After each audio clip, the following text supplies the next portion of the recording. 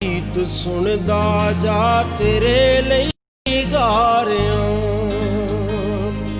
तू मेरा गीत सुनदा जा तेरे लिए गा रहा। मैं थल विच पुजदियां सस्सियां लई किण मिण बुला रहा, तू मेरा गीत सुनदा जा तेरे लिए गा रहा। ए मेरा गीत अंबर शोरिया धरती जगावण लई, गमां दे विछ गए पर छावें ते किरनां विछावण लई। नेरे दी जात मारन लई दीवा बत्ती जगा रहा, तू मेरा गीत सुनदा जा तेरे लिए गा रहा, तू मेरा गीत सुनदा जा तेरे लिए गा रहा। पंछी घरां नूं परत गए बेड़ी किनारे आ गई, तड़प के दैत दे पंजे च यारो आ गई। ये पंजा कट्टणे हथियार नूं रेती लगा रहा, तू मेरा गीत सुनदा जा तेरे लिए गा रहा, तू मेरा गीत सुनदा जा तेरे लिए गा रहा।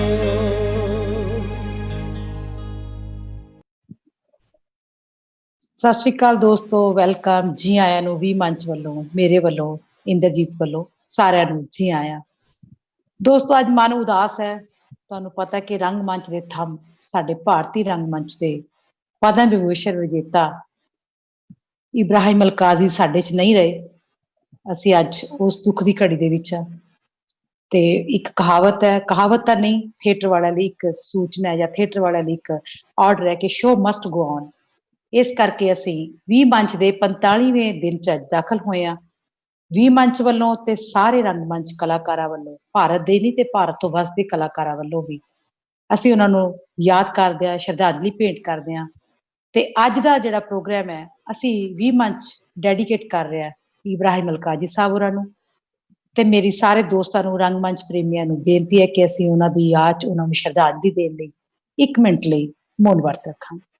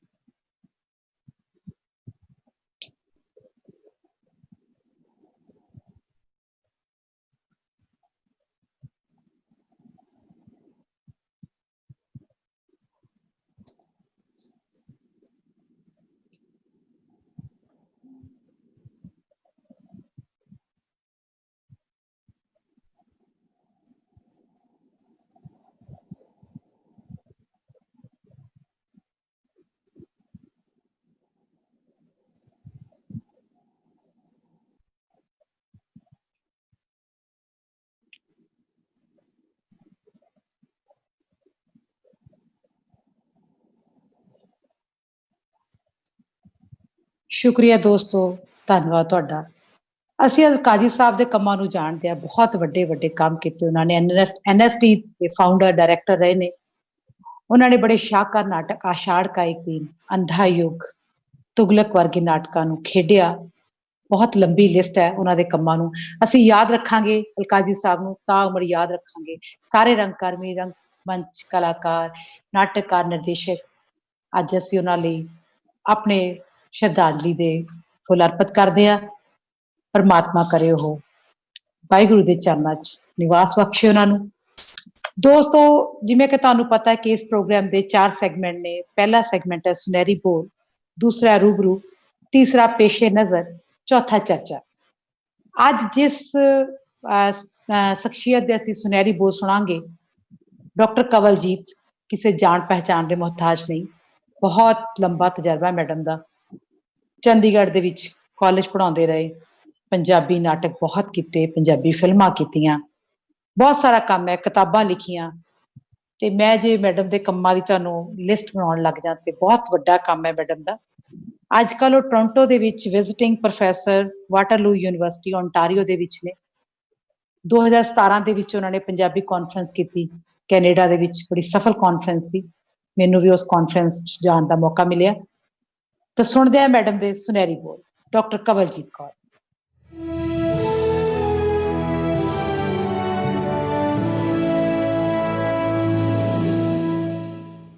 ਮੈਂ ਵੀ ਮੰਚ ਬੋਹੇਮੀਅਨਸ ਨੂੰ ਮੁਬਾਰਕਬਾਦ ਦਿੰਦੀ ਹਾਂ, ਜਿਨ੍ਹਾਂ ਨੇ ਸੰਕਟ ਕਾਲ ਦੇ ਦੌਰ ਦੇ ਵਿੱਚ ਕਲਾਕਾਰਾਂ ਨੂੰ, ਰੰਗਕਰਮੀਆਂ ਨੂੰ, ਨਾਟਕਕਾਰਾਂ ਨੂੰ ਇਕੱਠੇ ਕਰਨ ਦਾ ਬਹੁਤ ਵੱਡਾ ਇਤਿਹਾਸਕ ਕੰਮ ਕੀਤਾ ਹੈ।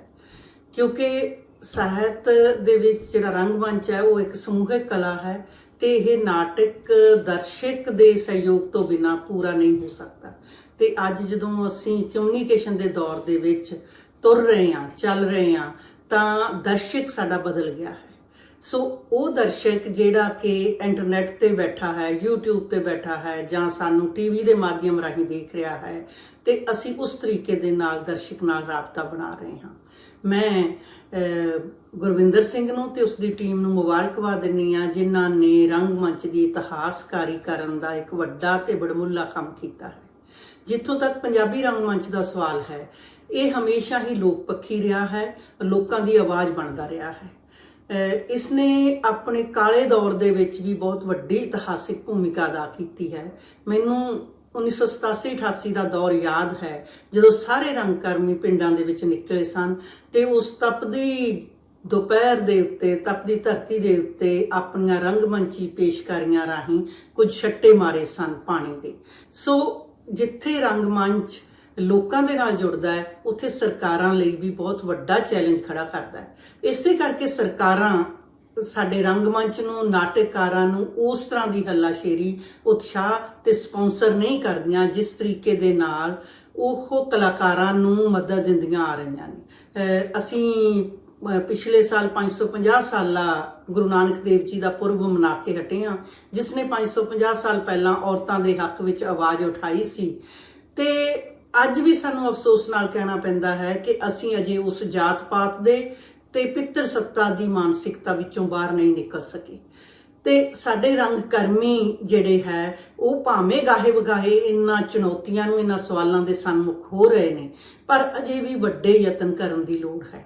ਮੈਂ ਇਹ ਸਮਝਦੀ ਹਾਂ ਕਿ ਜਿਵੇਂ ਕਿਹਾ ਜਾਂਦਾ ਹੈ ਕਿ ਪੰਜਾਬ ਦੇ ਜੰਮਿਆਂ ਨੂੰ ਨਿਤ ਮੁਹਿੰਮਾਂ।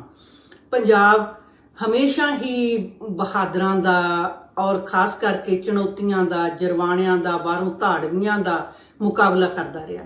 ਪਰ ਅਸੀਂ ਅਜੇ ਆਪਣੀ ਔਰਤ ਨੂੰ, ਆਪਣੀਆਂ ਧੀਆਂ ਨੂੰ, ਭੈਣਾਂ ਨੂੰ, ਮਾਵਾਂ ਨੂੰ, ਉਹਨਾਂ ਨੂੰ ਇਨਸਾਨੀ ਹਕੂਕ ਵਜੋਂ, ਇਨਸਾਨ ਵਜੋਂ ਅਸੀਂ ਹਜੇ ਉਹਨਾਂ ਨੂੰ ਤਰਜਮਾਨੀ ਦੇ ਤੌਰ ਤੇ, ਜਾਂ ਅਸੀਂ ਇਹ ਗੱਲ ਕਹੀਏ ਕਿ ਅਸੀਂ ਉਹਨਾਂ ਨੂੰ ਇਨਸਾਨ ਵਜੋਂ ਅੰਕਿਤ ਨਹੀਂ ਕਰ ਸਕੇ। ਅੱਜ ਜਿਹੜਾ ਜ਼ਮਾਨਾ ਹੈ, ਅੱਜ ਅਸੀਂ ਗਲੋਬਲੀ ਵਿਚਰ ਰਹੇ ਹਾਂ। ਪੰਜਾਬੀ ਰੰਗਮੰਚ ਦੀਆਂ ਜਿਹੜੀਆਂ ਹੱਦਾਂ ਨੇ ਉਹ ਬਹੁਤ ਜਿਹੜੀਆਂ ਵੱਡੀਆਂ ਹੋ ਚੁੱਕੀਆਂ ਨੇ ਤੇ ਅਸੀਂ ਗਲੋਬਲੀ ਵਿਚਰ ਰਹੇ ਹਾਂ। ਤੇ ਗਲੋਬਲੀ ਵਿਸ਼ੇ ਜਿਹੜੇ ਨੇ, ਸਾਡੇ ਵਿਸ਼ਵੀ ਪੱਧਰ ਦੇ ਜਿਹੜੇ ਵਿਸ਼ੇ ਨੇ, ਉਹ ਰੰਗਮੰਚ ਦਾ ਹਿੱਸਾ ਬਣ ਰਹੇ ਨੇ। ਮੈਂ ਇਹ ਕਹਾਂਗੀ ਕਿ ਕਾਲੇ ਸਮਿਆਂ ਦੇ ਵਿੱਚ ਜਿਵੇਂ ਭਾਜੀ ਗੁਰਸ਼ਰਨ ਸਿੰਘ ਨੇ ਤੇ ਸਾਡੇ ਨਾਟਕਕਾਰ ਅਜਮੇਰ ਸਿੰਘ ਔਲਖ ਨੇ ਤੇ ਹੋਰ ਸਾਡੀਆਂ ਰੰਗ ਮੰਡਲੀਆਂ ਨੇ ਪਿੰਡਾਂ ਵਿੱਚ ਜਾ ਕੇ ਕੰਮ ਕੀਤਾ। ਤੇ ਮੈਂ ਅੱਜ ਏ.ਕੇ. ਹੰਗਲ ਦੇ ਸ਼ਬਦਾਂ ਦੇ ਵਿੱਚ ਇਹ ਗੱਲ ਕਹਾਂਗੀ ਕਿ ਭਾਵੇਂ ਕੁਝ ਵੀ ਹੋ ਜਾਏ, ਕਿਸ ਤਰ੍ਹਾਂ ਦੇ ਵੀ ਸਮੇਂ ਹੋਣ, ਰੰਗਮੰਚ ਕਦੇ ਨਹੀਂ ਰੁਕੇਗਾ, ਕਿਉਂਕਿ ਪੰਜਾਬ ਦਾ ਜਿਹੜਾ ਮਾਨਸ ਹੈ ਜਾਂ ਪੰਜਾਬੀ ਹੈ ਸਾਡਾ, ਉਹ ਫੰਡਾਮੈਂਟਲਿਸਟ ਨਹੀਂ ਹੈ। ਇਹਦੇ ਵਿੱਚ ਬਾਬੇ ਨਾਨਕ ਦਾ ਸੰਦੇਸ਼ ਹੈ, ਸੂਫੀਆਂ ਦਾ ਸੰਦੇਸ਼ ਹੈ, ਸਾਡੇ ਭਗਤਾਂ ਦਾ ਸੰਦੇਸ਼ ਹੈ ਤੇ ਦੁੱਲੇ ਭੱਟੀ ਵਰਗੇ ਲੋਕ ਨਾਇਕਾਂ ਦਾ ਸਾਡੀਆਂ ਗਥਾਵਾਂ ਸਾਡੇ ਅੰਗ ਸੰਗ ਨੇ। ਸ਼ਹੀਦ ਭਗਤ ਸਿੰਘ ਹੈ, ਸ਼ਹੀਦ ਊਧਮ ਸਿੰਘ ਹੈ ਤੇ ਅਨੇਕਾਂ ਹੀ ਗਦਰੀ ਬਾਬਿਆਂ ਦੀ ਜਿਹੜੀ ਉਹ ਕੁਰਬਾਨੀ, ਜਿਹੜੀ ਰੰਗ, ਨਸਲ, ਜਾਤ ਪਾਤ, ਧਰਮ ਤੋਂ ਉੱਪਰ ਉੱਠ ਕੇ ਗੱਲ ਕਰਦੀ ਹੈ ਤੇ ਸਾਡੇ ਰੰਗ ਕਰਮੀਆਂ ਕੋਲ ਉਹ ਵਿਰਸਾ ਹੈ। ਆਖਰ ਦੇ ਵਿੱਚ ਮੈਂ ਇਹ ਗੱਲ ਕਹਾਂਗੀ ਕਿ ਰੰਗਮੰਚ ਜਿੰਦਾਬਾਦ, ਰੰਗ ਕਰਮੀ ਜਿੰਦਾਬਾਦ। ਆਓ ਆਪਾਂ ਉਹਨਾਂ ਚੁਣੌਤੀਆਂ ਦੇ ਸੰਗ ਰੰਗਮੰਚ ਨੂੰ, ਪੰਜਾਬੀ ਰੰਗਮੰਚ ਨੂੰ ਵਿਸ਼ਵ ਪੱਧਰ ਤੱਕ ਲੈ ਕੇ ਜਾਈਏ ਤੇ ਵਿਸ਼ਵ ਦੇ ਵਿੱਚ ਆਪਣੀ ਵੱਖਰੀ ਪਹਿਚਾਣ ਬਣਾਈਏ। ਮੈਂ ਮੁੜ ਕੇ ਫੇਰ ਬੋਹੇਮੀਅਨਸ ਨੂੰ ਤੇ ਖਾਸ ਕਰਕੇ ਵੀ ਰੰਗਮੰਚ ਦੇ ਕਲਾਕਾਰਾਂ ਨੂੰ ਸ਼ੁਕਰੀਆ ਅਦਾ ਕਰਦੀ ਹਾਂ ਜਿਨ੍ਹਾਂ ਨੇ ਮੈਨੂੰ ਇੱਥੇ ਬੋਲਣ ਦਾ ਮੌਕਾ ਦਿੱਤਾ।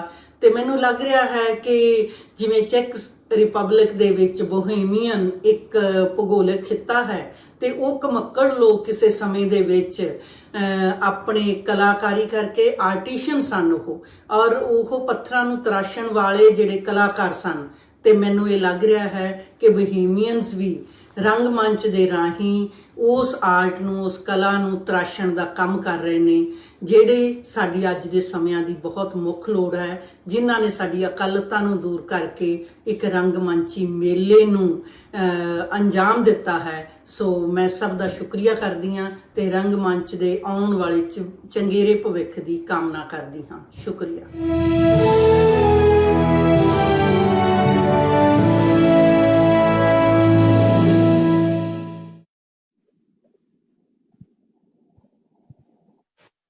ਸ਼ੁਕਰੀਆ ਮੈਡਮ, ਬਹੁਤ ਬਹੁਤ ਸ਼ੁਕਰੀਆ। ਦੋਸਤੋ, ਮੈਡਮ ਨੇ ਬਹੁਤ ਸੋਹਣੀ ਗੱਲ ਕੀਤੀ, ਕਾਫੀ ਪੱਖਾਂ ਨੂੰ ਛੋਇਆ, ਪੰਜਾਬ ਦੀ ਰੰਗਮੰਚ ਦੀ ਖੁਸ਼ਬੂ ਨੂੰ ਛੋਇਆ, ਸਰਕਾਰਾਂ ਦੀ ਨਾਰਾਜ਼ਗੀ, ਸਰਪ੍ਰਸਤੀ ਨੂੰ ਛੋਇਆ, ਬੋਹੇਮੀਅਨਸ ਦੇ ਬਾਰੇ ਦੱਸਿਆ ਕਿ ਬੋਹੇਮੀਅਨਸ ਕਿੱਦਾਂ ਦੇ ਲੋਕ ਨੇ ਤੇ ਕੀ ਉਹਨਾਂ ਦੀ ਬੈਕਗ੍ਰਾਉਂਡ ਹੈ। ਬਹੁਤ ਬਹੁਤ ਸ਼ੁਕਰੀਆ ਮੈਡਮ। ਮੈਡਮ ਦਾ ਮੈਂ ਕੰਮ ਜ਼ਰੂਰ ਜ਼ਿਕਰ ਕਰਨਾ ਚਾਹੂੰਗੀ ਇੱਥੇ। ਮੈਡਮ ਨੇ ਇੰਨੇ ਨਿਸ਼ਾਨ ਚ ਸੁੱਕੀ ਕੁੱਕ, ਇੱਕ ਰਮਾਇਣ ਹੋਰ, ਬਹਿਕਦਾ ਰੋ, ਪੂਰਨ, ਫਰਸ਼ ਵਿੱਚ ਉੱਗਿਆ ਰੁੱਖ ਤੇ ਹੋਰ ਬਹੁਤ ਸਾਰੇ ਨਾਟਕ ਖੇਡੇ, ਡਾਇਰੈਕਸ਼ਨ ਵੀ ਕੀਤੀ। ਬਾਹਰ ਪਰਾਏ ਬੈਸਣਾ, ਚੌਰਸ ਕਿੱਲਾ, ਗੂੰਗੇ ਬੋਲ, ਬਲ ਦੇ ਜੰਗਲ ਦੇ ਰੁੱਖ, ਸਿਉਂਕ, ਸਮਾਜ, ਝੱਲੀ ਕਿੱਥੇ ਜਾਵੇ। ਨਾਟਕ ਹੀ ਬਸ ਨਹੀਂ, ਮੈਮ ਨੇ ਫਿਲਮਾਂ 'ਚ ਵੀ ਕੰਮ ਕੀਤਾ। ਸ਼ਹੀਦੇ ਮੁਹੱਬਤ ਬੂਟਾ ਸਿੰਘ, ਜਵਾਨੀ ਜ਼ਿੰਦਾਬਾਦ, ਜੱਟ ਤੇ ਜ਼ਮੀਨ, ਖੂਨ ਦਾ ਦਾਗ, ਸਿਰ ਧੜ ਦੀ ਬਾਜੀ। ਬੁੱਕਸ ਵੀ ਲਿਖੀਆਂ, ਪੰਜਾਬੀ ਨਾਟਕ, ਵਿਚਾਰਧਾਰਕ ਆਧਾਰ, ਇਸਤਰੀ ਪ੍ਰਵਚਨ, ਪੰਜਾਬੀ ਆਲੋਚਨਾ, ਵਿਚਾਰਧਾਰਾ। ਕਹਿਣ ਤੋਂ ਭਾਵ ਮੈਡਮ ਦਾ 30-35 ਸਾਲ ਦਾ ਟੀਚਿੰਗ ਦਾ ਤੇ ਥੀਏਟਰ ਔਰ ਫਿਲਮ ਲਾਈਨ ਦਾ ਐਕਸਪੀਰੀਅੰਸ ਅੱਜ ਅਸੀਂ ਸੁਣਿਆ। ਬੜੇ ਸੋਹਣੇ ਢੰਗ ਨੇ ਮੈਮ ਨੇ ਕੁਝੇ ਜੇ ਇੱਕ ਸਮੁੰਦਰ ਬੰਦ ਕੀਤਾ। ਬਹੁਤ ਬਹੁਤ ਸ਼ੁਕਰੀਆ। ਮੈਨੂੰ ਆਸ ਹੈ ਤੇ ਮੈਨੂੰ ਪਤਾ ਹੈ ਕਿ ਸਾਡੇ ਰੰਗਕਰਮੀ ਇਸ ਤੋਂ ਬਹੁਤ ਸੇਧ ਲੈਣਗੇ। ਲਓ ਦੋਸਤੋ, ਹੁਣ ਅਸੀਂ ਆਪਣੇ ਅਗਲੇ ਸੈਗਮੈਂਟ ਰੂਬਰੂ ਵੱਲ ਜਾਵਾਂਗੇ।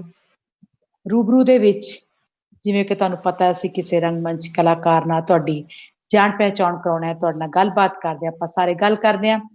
ਅੱਜ ਦੇ ਰੰਗਮੰਚ ਕਲਾਕਾਰ ਜਸਪ੍ਰੀਤ ਕੌਰ ਨੇ ਜਲੰਧਰ ਤੋਂ, ਤੇ ਮਿਲਦੇ ਆ ਮੈਡਮ ਨੂੰ, ਸੁਣਦੇ ਆ ਉਹਨਾਂ ਦੇ ਮੂੰਹ ਜ਼ਬਾਨੀ। ਜਸਪ੍ਰੀਤ ਕੌਰ ਜੀ।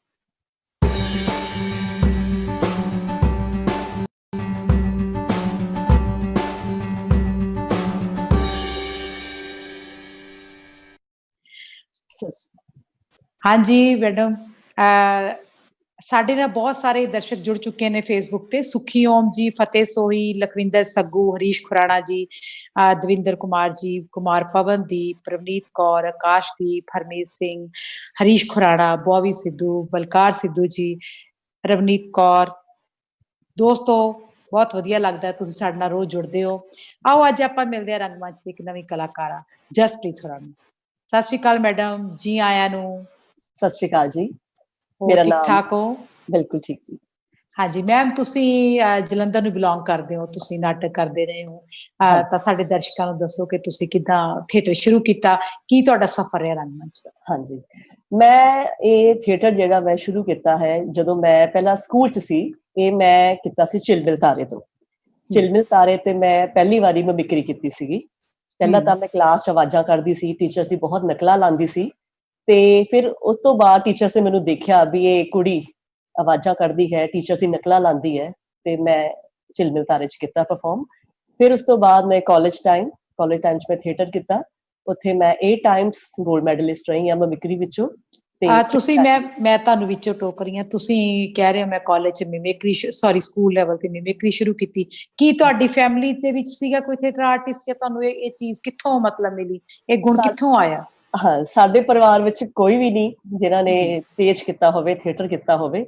ਬਸ ਮੈਨੂੰ ਆਦਤ ਸੀ ਕਿ ਟੀਵੀ ਵਿੱਚ ਕੋਈ ਅਨੋਖੀ ਜਿਹੀ ਆਵਾਜ਼ ਸੁਣਨੀ, ਕੋਈ ਪੰਛੀ ਦੀ ਆਵਾਜ਼ ਸੁਣਨੀ, ਤਾਂ ਸੁਣ ਕੇ ਉਹ ਕੱਢਣ ਦੀ ਕੋਸ਼ਿਸ਼ ਕਰਨੀ, ਤੇ ਕਿਸੇ ਦੀ ਨਕਲ ਲਾਣੀ, ਕਦੀ ਆਪਣੀ ਮੰਮੀ ਦੀ, ਕਦੀ ਆਪਣੇ ਦਾਦਾ ਜੀ ਦੀ, ਕਦੀ ਪਾਪਾ ਦੀ। ਤੇ ਟੀਚਰ ਤਾਂ ਮੈਂ ਸ਼ਾਇਦ ਹੀ ਕੋਈ ਛੱਡੇ ਹੋਣਗੇ ਜਿਨ੍ਹਾਂ ਦੀ ਮੈਂ ਨਕਲ ਨਹੀਂ ਲਾਈ। ਨਹੀਂ, ਤੁਹਾਨੂੰ ਡਾਂਟ ਨਹੀਂ ਪਈ ਇਹਨਾਂ ਦਿਨਾਂ ਦੇ ਜਦੋਂ ਤੁਸੀਂ ਇਹ ਕਰਦੇ ਸੀ? ਤੁਸੀਂ ਕੀ ਕਰ ਰਹੇ ਹੋ ਕਦੇ ਫੈਮਿਲੀ ਤੋਂ, ਕਦੇ? ਕਿਉਂਕਿ ਜਦੋਂ ਘਰ ਦੇ ਵਿੱਚ ਕੋਈ ਆਰਟਿਸਟ ਨਾ ਹੋਵੇ ਤਾਂ ਮਾਂ-ਬਾਪ ਨੂੰ ਲੱਗਦਾ ਵੀ ਕੀ ਨਕਲਚੀ ਹੋਈ ਜਾ ਰਹੀ ਹੈ, ਕੀ ਡਰਾਮਾ ਕਰੀ ਜਾ ਰਹੀ ਹੈ। ਕਦੇ ਤੁਹਾਨੂੰ ਓਦਾਂ ਦੀ ਡਾਂਟ ਪਈ, ਕੁਛ ਏਦਾਂ ਦਾ ਸਾਹਮਣਾ ਕਰਨਾ ਪਿਆ?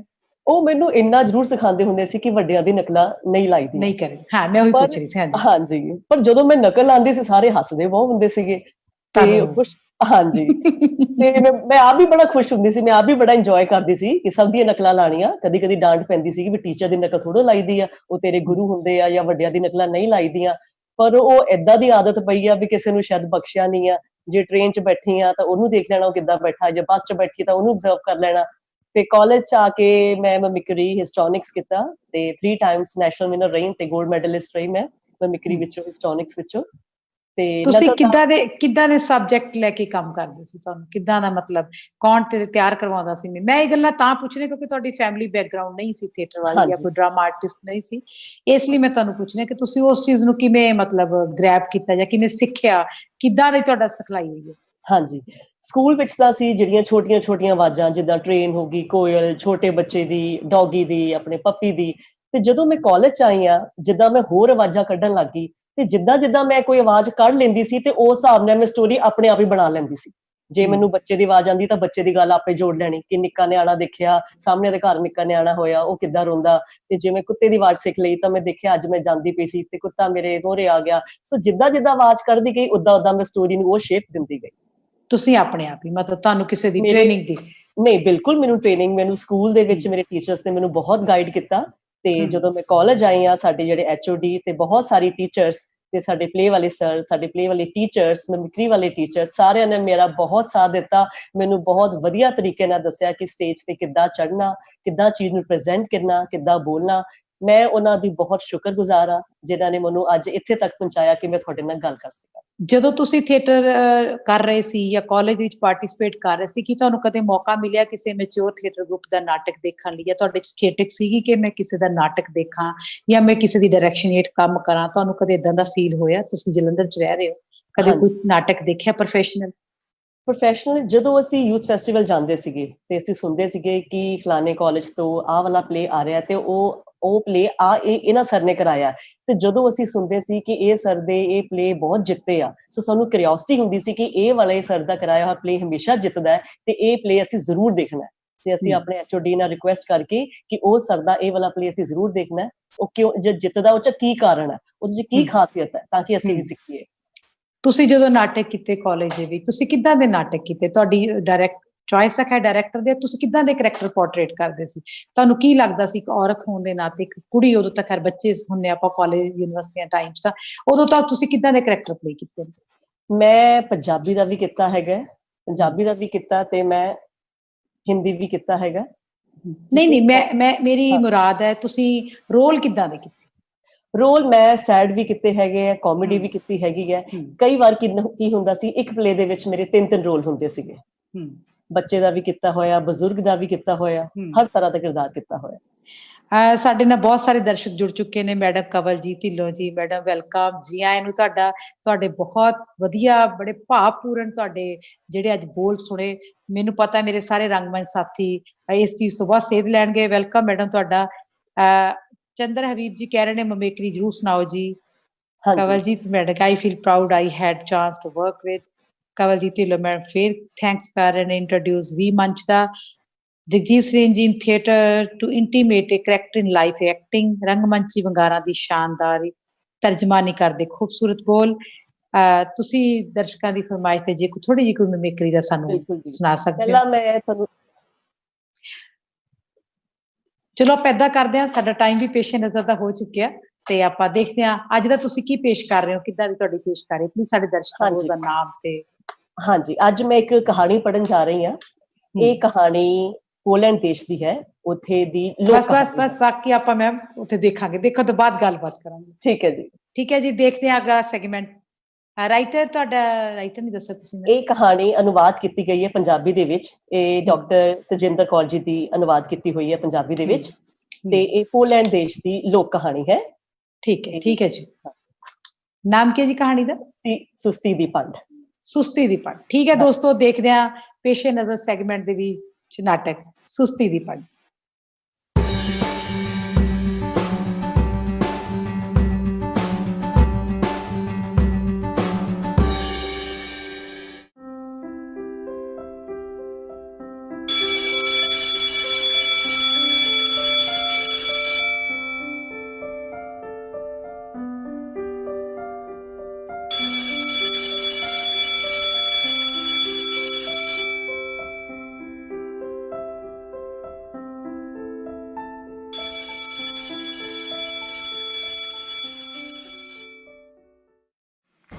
ਇੱਕ ਵਾਰ ਦੀ ਗੱਲ ਹੈ ਕਿ ਇੱਕ ਸੀ ਔਰਤ ਤੇ ਉਸਦੀ ਇੱਕ ਬੇਟੀ ਸੀ ਜਿਸ ਦਾ ਨਾਮ ਸੀ ਕਾਸੀਆ।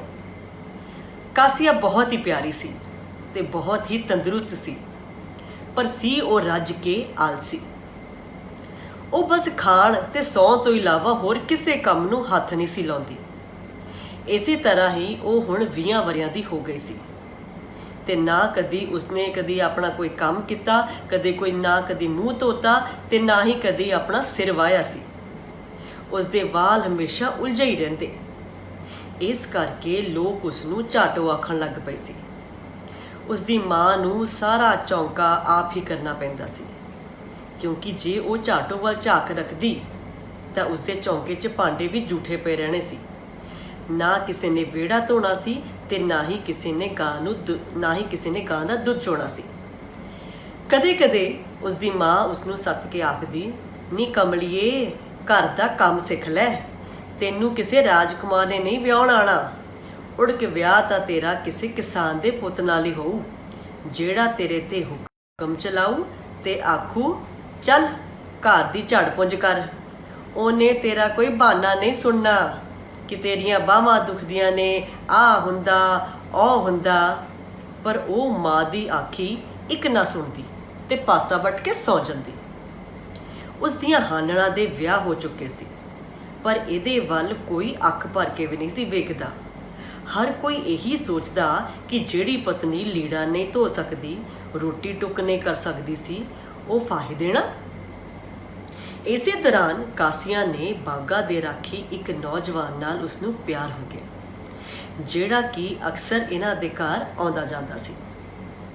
ਇੱਕ ਰਾਤ ਨੂੰ ਝਾਟੋ ਉੱਠੀ ਤੇ ਆਪਣੇ ਆਲੇ ਦੁਆਲੇ ਭੂਤਨੀਆਂ ਵਾਂਗ ਚਿੱਟੀ ਚਾਦਰ ਲਪੇਟ ਕੇ ਬਾਗਾ ਦੇ ਰਾਖੀ ਦੀ ਝੌਂਪੜੀ ਕੋਲ ਪਹੁੰਚ ਗਈ ਤੇ ਉੱਚੀ ਆਵਾਜ਼ ਵਿੱਚ ਆਖਣ ਲੱਗੀ, ਸੁੱਤਾ ਏ ਕਿ ਜਾਗਦਾ?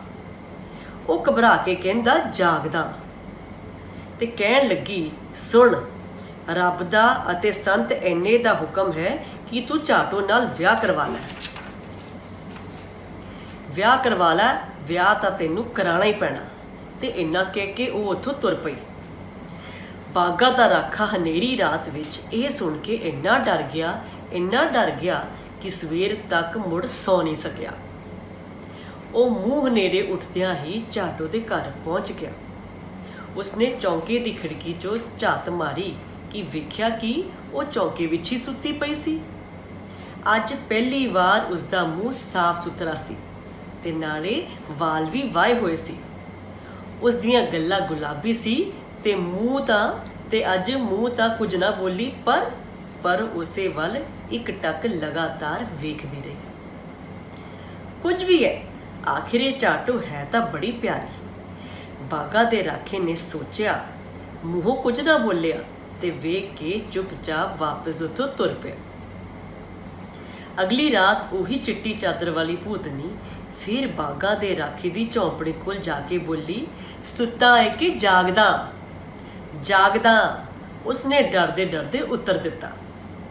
ਤੈਨੂੰ ਕਿਹਾ ਸੀ ਨਾ ਕਿ ਰੱਬ ਦਾ ਤੇ ਸੰਤ ਐਨ ਦਾ ਹੁਕਮ ਹੈ ਕਿ ਤੈਨੂੰ ਚਾਟੋ ਨਾਲ ਵਿਆਹ ਕਰਾਉਣਾ ਹੀ ਪੈਣਾ। ਜੇ ਤੂੰ ਹੁਕਮ ਨਾ ਮੰਨਿਆ ਤਾਂ ਮੈਂ ਤੈਨੂੰ ਮਾਰ ਕੇ ਕਬਰ ਵਿੱਚ ਸੁੱਟ ਦਿਆਂਗੀ। ਬਾਗਾ ਦਾ ਰਾਖਾ ਤਾਂ ਫਿਰ ਹੁਣ ਡਰ ਨਾਲ ਥਰ-ਥਰ ਕੰਬਣ ਲੱਗ ਪਿਆ।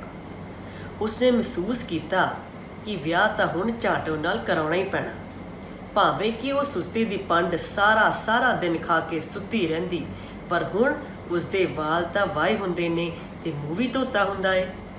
ਬੜੀ ਪਿਆਰੀ ਲੱਗਦੀ ਹੈ। ਬਾਗਾ ਦੇ ਰਾਖੇ ਦੇ ਮਨ ਵਿੱਚ ਉਹ ਪਾ ਗਈ। ਉਹ ਉਹਨਾਂ ਦੇ ਘਰ ਦੇ ਅੰਦਰ ਨਾ ਗਿਆ, ਕਿਉਂਕਿ ਉਸ ਦਿਨ ਉਹਨਾਂ ਦੇ ਘਰ ਪ੍ਰਾਹੁਣੇ ਆਏ ਹੋਏ ਸੀ। ਉਹ ਫਿਰ ਵਾਪਸ ਚਲਾ ਗਿਆ।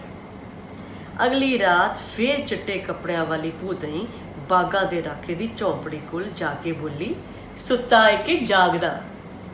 ਜਾਗਦਾ, ਡਰਦੇ ਡਰਦੇ ਬਾਗਾ ਦੇ ਰਾਖੇ ਨੇ ਕਿਹਾ।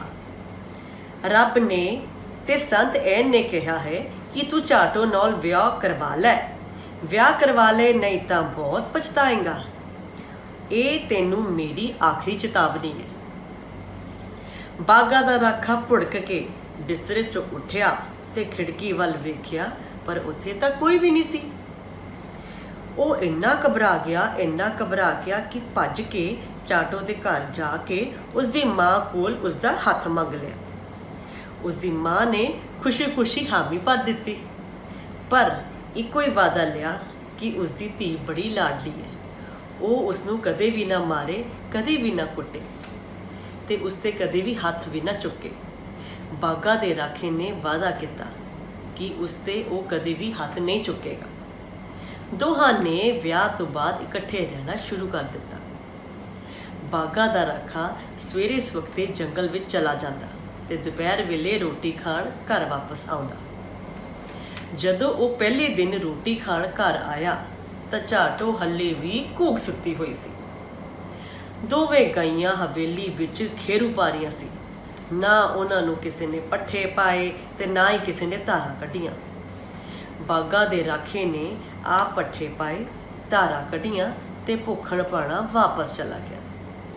ਜਦੋਂ ਰਾਤ ਨੂੰ ਫਿਰ ਘਰ ਵਾਪਸ ਆਇਆ ਤੇ ਉਦੋਂ ਵੀ ਚੌਂਕੇ 'ਚ ਖਾਣ ਨੂੰ ਕੁਝ ਨਹੀਂ ਸੀ ਬਣਿਆ। ਘਰ ਵਿੱਚ ਗਾਹ ਪਿਆ ਹੋਇਆ ਸੀ। ਚਾਟੋ ਦਾ ਝਾਟਾ ਵੀ ਖਿਲਰਿਆ ਪਿਆ ਸੀ। ਮੂੰਹ ਤੱਕ ਵੀ ਨਹੀਂ ਸੀ ਧੋਤਾ। ਚਾਟੋ ਘੂਕ ਸੁੱਤੀ ਹੋਈ ਸੀ। ਪਹਿਲਾ ਤਾਂ ਕੁਝ ਚਿਰ ਉਸਨੇ ਚਾਟੋ ਨੂੰ ਕੁਝ ਨਾ ਕਿਹਾ, ਆਪੇ ਹੀ ਸਾਰਾ ਕੰਮ ਕਰਦਾ ਰਿਹਾ। ਪਰ ਆਖਿਰ ਕਿੰਨਾ ਕੁ ਚਿਰ ਉਹ ਏਦਾਂ ਕਰੀ ਜਾਵੇ। ਉਸ ਦੇ ਸਬਰ ਦਾ ਘੜ ਟੁੱਟ ਹੀ ਗਿਆ। ਉਸਨੇ ਪਿੰਡ ਤੋਂ 5 ਕੋਹ ਦੂਰ ਇੱਕ ਨੌਕਰੀ ਲੱਭੀ ਤੇ ਚਾਟੋ ਨੂੰ ਉੱਥੇ ਨਾਲ ਲੈ ਗਿਆ। ਪਰ ਉੱਥੇ ਜਾ ਕੇ ਵੀ ਕੱਖ ਭੰਨ ਕੇ ਦੋਹਰਾ ਨਾ ਕਰਦੀ। ਉਸੇ ਤਰ੍ਹਾਂ ਹੀ ਖਾ ਕੇ ਉਹ ਸੁੱਤੀ ਰਹਿੰਦੀ। ਫਿਰ ਉਸ ਬਾਗਾ ਦੇ ਰਾਖੇ ਨੂੰ ਇੱਕ ਤਰਕੀਬ ਸੁੱਝੀ। ਉਸਦੇ ਮੰਜੇ ਕੋਲ ਇੱਕ ਬਹੁਤ ਪੁਰਾਣਾ ਸ਼ਿਕਾਰ ਕਰਨ ਵਾਲਾ ਥੈਲਾ ਟੰਗਿਆ ਪਿਆ ਸੀ। ਉਸ ਦਿਨ ਜਦੋਂ ਉਹ ਸਵੇਰੇ ਸੁੱਤਾ ਉੱਠਿਆ ਤਾਂ ਉਸਨੇ ਥੈਲੇ ਨੂੰ ਕਿਹਾ, ਬਈ ਥੈਲਿਆ, ਮੇਰੀ ਗੱਲ ਧਿਆਨ ਨਾਲ ਸੁਣ। ਮੇਰੇ ਆਉਣ ਤੱਕ ਰੋਟੀ ਬਣਾ ਕੇ ਰੱਖੀ, ਘਰ ਸਾਫ਼ ਰੱਖੀ। ਇਸ ਤੋਂ ਇਲਾਵਾ ਜਿਹੜਾ ਵੀ ਕੰਮ ਹੋਇਆ ਉਹ ਕਰਕੇ ਰੱਖੀ ਐਨ ਟਿਚਨ ਤੇ। ਜੇ ਤੂੰ ਨਾ ਕੀਤਾ ਤਾਂ ਵੇਖੀ ਮੈਂ ਆ ਕੇ ਤੇਰੀ ਕਿੱਦਾਂ ਖਬਰ ਲੈਣਾ। ਚਾਟੋ ਨੇ ਇਹ ਸਭ ਕੁਝ ਸੁਣਿਆ, ਪਰ ਸੋਚਣ ਲੱਗੀ, ਵੇਨਿਆ ਭਲਾ ਇਹ ਥੈਲਾ ਕੁੰਡੀ ਨਾਲੋਂ ਉਤਰ ਕੇ ਕਿੱਦਾਂ ਕੰਮ ਕਰਦਾ। ਪਰ ਥੈਲਾ ਤਾਂ ਥੈਲਾ ਹੀ ਸੀ, ਉਵੇਂ ਤਾਂ ਉਵੇਂ ਟੰਗਿਆ ਹੀ ਰਿਹਾ। ਚਾਟੋ ਨੇ ਹੱਸਦਿਆਂ ਹੋਇਆ ਥੈਲੇ ਨੂੰ ਕਿਹਾ, ਹੁਣ ਵੇਖੀ ਥੈਲਿਆ, ਤੈਨੂੰ ਉਦੋਂ ਕਿੱਦਾਂ ਕੁਟਾਪਾ ਚਾੜਦਾ ਜਦੋਂ ਬਾਗਾ ਦਾ ਰਾਖਾ ਕੰਮ ਤੋਂ ਵਾਪਸ ਮੁੜਿਆ। ਉਸਦਾ ਘਰ ਵਾਲਾ ਜਦੋਂ ਘਰ ਪਰਤਿਆ ਤਾਂ ਕੀ ਵੇਂਦਾ? ਉਹ ਵੇਂਦਾ ਕਿ ਕੋਈ ਵੀ ਕੰਮ ਨਹੀਂ ਹੋਇਆ। ਉਸਨੇ ਫਿਰ ਥੈਲੇ ਨੂੰ ਕਿਹਾ, ਅੱਜ ਵੇਖੀ ਤੇਰੀ ਕਿੱਦਾਂ ਮੈਂ ਭੁਗਤ ਸਵਾਰਦਾ। ਤੇ ਚਾਟੋ ਨੂੰ ਕਿਹਾ, ਤੂੰ ਇਸ ਥੈਲੇ ਨੂੰ ਮੋਢਿਆਂ ਤੇ ਟੰਗ ਲੈ, ਮੈਂ ਇਸ ਨੂੰ ਅੱਜ ਚੰਗਾ ਸਬਕ ਸਿਖਾਉਣਾ। ਚਾਟੋ ਨੇ ਥੈਲਾ ਮੋਢਿਆਂ ਤੇ ਟੰਗ ਲਿਆ ਤੇ ਹੱਸਦੀ ਹੋਈ ਵੇਖਣ ਲੱਗੀ ਕਿ ਵੇਨਿਆ ਹੁਣ ਭਲਾ ਥੈਲੇ ਨਾਲ ਕੀ ਹੋਊਗਾ। ਉਸ ਦੇ ਘਰ ਵਾਲੇ ਨੇ ਸੋਟੀ ਫੜੀ ਤੇ ਲੱਗਾ ਥੈਲੇ ਨੂੰ ਕੁੱਟਣ। ਸੱਟ ਤਾਂ ਝਾਟੋ ਨੂੰ ਹੀ ਲੱਗਦੀ ਸੀ, ਉਹ ਲੱਗੀ ਚੀਕਾਂ ਮਾਰਨ, ਪਰ ਉਹ ਵਾਹੋਦਾਰੀ ਥੈਲੇ ਨੂੰ ਕੁੱਟਦਾ ਹੀ ਰਿਹਾ। ਫਿਰ ਜਦੋਂ ਉਹ ਅਗਲੀ ਸਵੇਰ ਕੰਮ ਤੇ ਜਾਣ ਲੱਗਾ ਤਾਂ ਉਸਨੇ ਦੁਬਾਰਾ ਥੈਲੇ ਨੂੰ ਕਿਹਾ, ਮੇਰੇ ਆਉਣ ਤੱਕ ਰੋਟੀ ਬਣਾ ਕੇ ਰੱਖੀ, ਘਰ ਵੀ ਸਾਫ਼ ਰੱਖੀ, ਮੇਰੇ ਆਉਣ ਤੱਕ ਸਭ ਕੁਝ ਟਿਚਣ ਚਾਹੀਦਾ, ਨਹੀਂ ਤਾਂ ਅੱਜ ਕੱਲ ਨਾਲੋਂ ਵੀ ਜ਼ਿਆਦਾ ਕੁਟਾਪਾ ਚਾੜੂ। ਜਿਉਂ ਹੀ ਉਹ ਘਰ ਨਿਕਲਿਆ, ਝਾਟੋ ਇੱਕ ਛੜੱਪੇ ਨਾਲ ਬਿਸਤਰੇ ਚੋਂ ਨਿਕਲੀ, ਕੰਮ ਕਰਨ ਲੱਗ ਪਈ। ਜਦੋਂ ਬਾਗਾਂ ਦਾ ਰਾਖੀ ਤਰਕਾਲੀ ਘਰ ਆਇਆ ਤਾਂ ਕੀ ਵੇਖਦਾ ਹੈ? ਰੋਟੀ ਤਿਆਰ ਹੈ, ਘਰ ਸਾਫ਼ ਸੁਥਰਾ ਚਮਕ ਰਿਹਾ ਹੈ, ਝਾਟੋ ਵੀ ਨਹਾ ਧੋ ਕੇ ਤਿਆਰ ਹੈ। ਇਹ ਸਭ ਕੁਝ ਵੇਖ ਕੇ ਉਸਨੇ ਝਾਟੋ ਨੂੰ ਕਿਹਾ, ਕਾਸੀਆ, ਮੇਰਾ ਖਿਆਲ ਹੈ ਕਿ ਆਪਾਂ ਨੂੰ ਹੁਣ ਇਹ ਥੈਲੇ ਨੂੰ ਹੋਰ ਸਬਕ ਸਿਖਾਉਣ ਦੀ ਲੋੜ ਨਹੀਂ। ਕਿਉਂ? ਨਹੀਂ, ਹੁਣ ਬਿਲਕੁਲ ਕੋਈ ਲੋੜ ਨਹੀਂ। ਤੇ ਉਸ ਤੋਂ ਬਾਅਦ ਉਹ ਦੋਵੇਂ ਖੁਸ਼ੀ-ਖੁਸ਼ੀ ਰਹਿਣ ਲੱਗ ਪਏ। ਧੰਨਵਾਦ।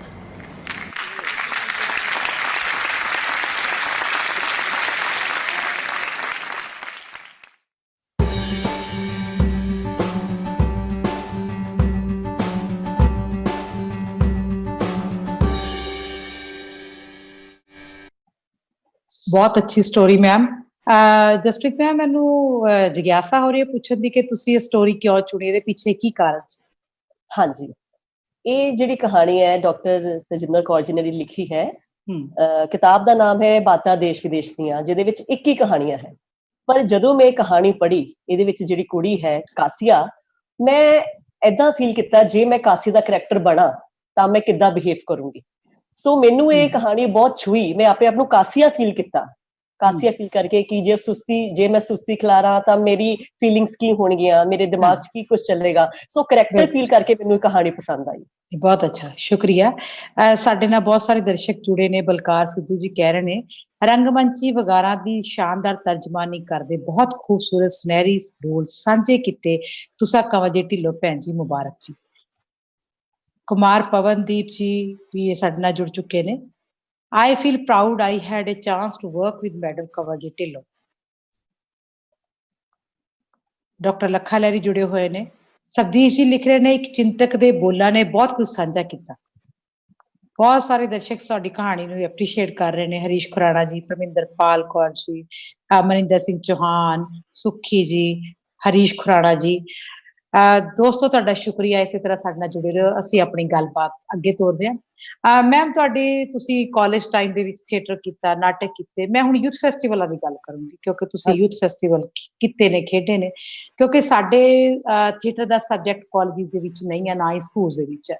ਤੁਸੀਂ ਕਾਲਜ ਪੜ੍ਹਦੇ ਦੌਰਾਨ ਤੁਹਾਨੂੰ ਕਦੇ ਨਹੀਂ ਫੀਲ ਹੋਇਆ ਕਿ ਕਾਲਜ ਦੇ ਵਿੱਚ ਸਬਜੈਕਟ ਹੋਣਾ ਚਾਹੀਦਾ, ਜਾਂ ਕਾਲਜ ਦੇ ਵਿੱਚ ਇੱਕ ਸਪੈਸ਼ਲ ਇੰਸਟ੍ਰਕਟਰ ਹੋਣਾ ਚਾਹੀਦਾ, ਟੀਚਰ ਹੋਣਾ ਚਾਹੀਦਾ, ਜਿਹੜਾ ਥੀਏਟਰ ਦੀ ਸਟੱਡੀ ਤੁਹਾਨੂੰ ਕਰਵਾਵੇ ਕਾਲਜ ਦੇ ਵਿੱਚ? ਤੁਹਾਡੀ ਇਹਦੇ ਬਾਰੇ ਕੀ ਰਾਏ ਹੈ? ਤੁਹਾਡਾ ਸਵਾਲ ਬਿਲਕੁਲ ਠੀਕ ਹੈ। ਮੈਂ ਚਾਹੁੰਦੀ ਹਾਂ ਕਿ ਹਰ ਕਾਲਜ ਦੇ ਵਿੱਚ, ਚਾਹੇ ਕੋਈ ਛੋਟਾ ਕਾਲਜ ਹੈ ਜਾਂ ਵੱਡਾ ਕਾਲਜ ਹੈ, ਕੋਈ ਵੀ ਕਾਲਜ ਹੈ, ਇਹ ਡਿਪਾਰਟਮੈਂਟ ਜ਼ਰੂਰ ਹੋਣਾ ਚਾਹੀਦਾ ਹੈ। ਕਿਉਂਕਿ ਜਿਹੜੀ ਅੱਜ ਦੀ ਜਨਰੇਸ਼ਨ ਹੈ, ਬਹੁਤ ਸਾਰੇ ਸਟੂਡੈਂਟਸ ਏਦਾਂ ਦੇ ਹੁੰਦੇ ਹੈ ਜਿਹੜੇ ਕਿ ਇੱਕ ਪਲੇਟਫਾਰਮ ਲੱਭਦੇ ਆ, ਇੱਕ ਮੌਕਾ ਲੱਭਦੇ, ਇੱਕ ਓਪਰਚੁਨਿਟੀ ਲੱਭਦੇ ਕਿ ਜਿੱਥੇ ਉਹ ਆਪਣੀ ਕਲਾ ਨੂੰ ਦਿਖਾ ਸਕਣ। ਸੋ ਮੈਨੂੰ ਲੱਗਦਾ ਇਹ ਡਿਪਾਰਟਮੈਂਟ ਹੋਣਾ ਬਹੁਤ ਜ਼ਰੂਰੀ ਹੈ। ਨਹੀਂ, ਮੈਨੂੰ ਲੱਗਦਾ ਵੀ ਇਕੱਲੇ ਮਤਲਬ ਕਲਾ ਦੇ ਜੌਹਰ ਤੋਂ ਬਿਨਾਂ ਬੱਚਿਆਂ ਦੀ ਜਿਹੜੀ ਬੇਸਿਕ ਟ੍ਰੇਨਿੰਗ ਹੈ, ਜਿੱਦਾਂ ਮਿਊਜ਼ਿਕ ਦਾ ਸਬਜੈਕਟ ਹੈ ਜਾਂ ਪੰਜਾਬੀ ਦਾ ਸਬਜੈਕਟ ਹੈ, ਫਾਈਨ ਆਰਟ ਸਬਜੈਕਟ ਹੈ, ਸਕੂਲ ਦੇ ਵਿੱਚ ਸ਼ੁਰੂ ਹੋ ਜਾਂਦਾ ਹੈ, ਤਾਂ ਤੁਹਾਨੂੰ ਨਹੀਂ ਲੱਗਦਾ ਫੀਲ ਨਹੀਂ ਮਹਿਸੂਸ ਹੁੰਦੀ ਵੀ ਕਮੀ, ਜਿੱਥੇ ਤਾਂ ਬੱਚੇ ਨੇ ਪਹਿਲੀ ਜਮਾਤ ਤੋਂ ਥੀਏਟਰ ਸਿੱਖਣਾ, ਜਾਂ LKG UKG ਫਸਟ ਤੋਂ ਲੈ ਕੇ ਔਨਵਰਡਸ BA ਤੱਕ ਸਿੱਖਣਾ, ਤੇ ਕਿਤੇ ਅਸੀਂ ਯੂਨੀਵਰਸਿਟੀ 'ਚ ਆ ਕੇ ਸਿੱਖਣਾ?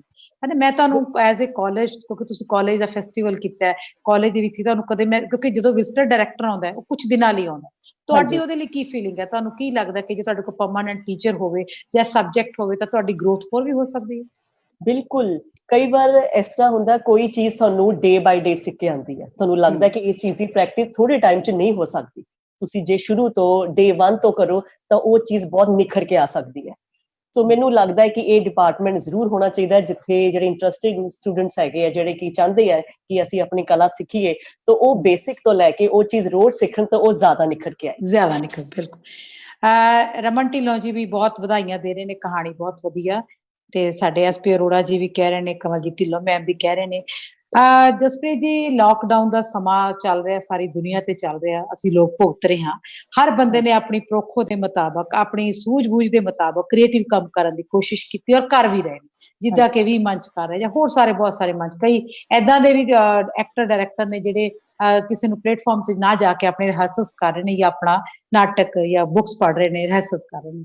ਤੁਸੀਂ ਇਸ ਦੌਰਾਨ, ਜਦੋਂ ਕਿ ਔਰਤਾਂ ਘਰ ਦੇ ਵਿੱਚ ਬੰਦ ਨੇ, ਮੈਨੂੰ ਲੱਗਦਾ ਕਿ ਉਹਨਾਂ ਦਿਨਾਂ ਦੇ ਵਿੱਚ ਤਾਂ ਔਰਤਾਂ ਸਿਰਫ ਕੁਕਿੰਗ ਵੱਲ ਹੀ ਰਹੀਆਂ ਜਾਂ ਆਪਣੇ ਘਰ ਦੀ ਸਾਫ਼ ਸਫਾਈ ਵੱਲ ਰਹੀਆਂ। ਬੀਇੰਗ ਏ ਲੇਡੀ, ਤੁਸੀਂ ਉਹਨਾਂ ਦਿਨਾਂ ਦੇ ਵਿੱਚ ਕੀ ਆਪਣੇ ਟਾਈਮ ਨੂੰ ਕਿੱਦਾਂ ਯੂਟਿਲਾਈਜ਼ ਕੀਤਾ as a creative lady, as a theatre artist? ਤੁਸੀਂ ਕਿੱਦਾਂ ਦਾ ਕੰਮ ਕੀਤਾ? ਹਾਂਜੀ, ਹੁਣ ਤੁਹਾਨੂੰ ਪਤਾ ਹੀ ਹੈ ਕਿ ਇਹ ਕ੍ਰਿਟੀਕਲ ਸਿਚੁਏਸ਼ਨ ਦੇ ਵਿੱਚ ਆਪਾਂ ਲੋਕ ਜਾਂ ਤਾਂ ਫੋਨ ਤੇ ਜ਼ਿਆਦਾ ਬਿਜ਼ੀ ਹੁੰਦੇ ਜਾਂ ਟੀਵੀ ਤੇ। ਸੋ ਬਹੁਤ ਸਾਰੇ ਬਰਡਸ ਜਿਹੜੇ ਮੈਂ ਡਿਸਕਵਰੀ ਚੈਨਲ ਤੇ ਜਿਹੜੇ ਪਹਿਲਾਂ ਕਦੇ ਨਹੀਂ ਦੇਖੇ, ਤੇ ਮੈਂ ਉਹ ਕਾਫੀ ਬਰਡਸ ਦੀ ਆਵਾਜ਼ਾਂ ਕੱਢਣ ਦੀ ਕੋਸ਼ਿਸ਼ ਕੀਤੀ ਕਿ ਇਹ ਜਿਹੜਾ ਪੰਛੀ ਹੈ ਤਾਂ ਮੈਂ ਪਹਿਲੀ ਵਾਰੀ ਦੇਖਿਆ, ਇਹਦੀ ਆਵਾਜ਼ ਮੈਂ ਟਰਾਈ ਕਰਕੇ ਦੇਖਾਂ। ਹੋਰ ਵੀ ਬਹੁਤ ਸਾਰੀ ਆਵਾਜ਼ਾਂ ਮੈਂ ਘਰ ਟਰਾਈ ਕੀਤੀਆਂ, ਤੇ ਕੁਝ ਇੱਕ ਦੋ ਮੈਂ ਸਕਿਟ ਕੀਤੇ YouTube ਤੇ ਮੈਨੂੰ ਲੱਗਦਾ ਕਿ ਜੋ ਮਾਹੌਲ ਹੈਗਾ ਉਹ ਨਾਲ ਰਿਲੇਟਿਡ ਮੈਂ YouTube ਤੇ ਛੋਟੇ ਜਿਹੇ ਸਕਿਟਸ ਵੀ ਪਾਏ ਹੈਗੇ। ਤੇ ਬਾਕੀ ਨਕਲ ਲਾਣਾ ਤਾਂ ਮੇਰੀ ਤੁਸੀਂ ਕਹਿ ਲਓ ਆਦਤ ਹੈਗੀ ਹੈ। ਜਿੱਥੇ ਅਸੀਂ ਰਹਿੰਦੇ ਹਾਂ, ਮੈਨੂੰ ਨਹੀਂ ਲੱਗਦਾ ਮੈਂ ਆਪਣਾ ਕੋਈ ਗੁਆਂਢੀ ਛੱਡਿਆ ਹੋਏਗਾ ਜਿੱਦੀ ਮੈਂ ਨਕਲ ਨਹੀਂ ਲਗਾਉਂਦੀ। ਚਲੋ ਦੋਸਤੋ, ਆਪਾਂ ਦੇਖਦੇ ਆ ਜਸਪ੍ਰੀਤ ਹੋਰਾਂ ਦਾ ਕੀਤਾ ਕੰਮ, ਅਸੀਂ ਪਾਵਰ ਕਲਿੱਪ ਦੇਖਦੇ ਆ। ਹਾਂਜੀ, ਸਤਿ ਸ਼੍ਰੀ ਅਕਾਲ ਭੈਣ ਜੀ। ਸਤਿ ਸ਼੍ਰੀ ਅਕਾਲ ਜੀ। ਸਤਿ ਸ਼੍ਰੀ ਅਕਾਲ ਜੀ। ਹਾਂਜੀ, ਕੀ ਹਾਲ ਹੈ ਜੀ? ਆਂਟੀ ਮੰਮੀ ਕਹਿੰਦੇ ਥੋੜਾ ਜਿਹਾ ਚਾਹ ਬਣਾਵਾ? ਹਾਂਜੀ ਹਾਂਜੀ, ਚਾਹ ਲੈ ਆਓ ਚਾਹ ਲੈ ਆਓ। ਹੈਲੋ ਬੇਟਾ, ਪ੍ਰੀਤੀ ਬੇਟੀ, ਤੁਸੀਂ ਕੀ ਪੀਓਗੇ? ਹਾਂਜੀ, ਮੈਂ ਚਾਹ ਪੀ ਲੂੰਗੀ, but she takes only juices and shakes. Uncle मैं शेक नहीं पीना, मैं जूस भी नहीं पीना, मैं चाह पीनी आ। मैं घर भी 2 बारी स्टील के ग्लास च चाह पीनी आ। ਮੈਨੂੰ ਚਾਹ ਦੇ ਦੋ, ਮੈਂ ਚਾਹ ਨਾਲ ਠੀਕ ਹੋ ਜਾਣਾ। ਹਾਏ ਹਾਏ, ਯਾਰ ਨੀਂਦ ਨਹੀਂ ਆ ਰਹੀ, ਪਲੀਜ਼ ਚਾਹ ਬਣਾਓ। ਯਾਰ ਨੀਂਦ ਬਹੁਤ ਆ ਰਹੀ ਹੈ, ਪਲੀਜ਼ ਚਾਹ ਬਣਾ ਦਿਓ। ਡਾਕਟਰ ਜੀ, ਮੇਰੇ ਕਾਕੇ ਨੂੰ ਨਾ ਪਿਛਲੇ 4 ਦਿਨ ਤੋਂ ਖੰਘ ਲੱਗੀ ਹੋਈ ਹੈ। ਓਕੇ, ਬੇਬੀ ਕੋ ਚਾय ਪਿਲਾਓ। ਸਾਡੀ ਬੇਟੀ ਤਾਂ ਚਾਹ ਬਹੁਤ ਸਵਾਦ ਬਣਾਉਂਦੀ ਹੈ। ਬੇਟੇ ਚਾਹ ਲੈ ਆਓ, ਚਾਹ ਲੈ ਲਓ। ਬਈ ਚਾਹ ਬਹੁਤ ਸਵਾਦ ਆ, ਰਿਸ਼ਤਾ ਪੱਕਾ।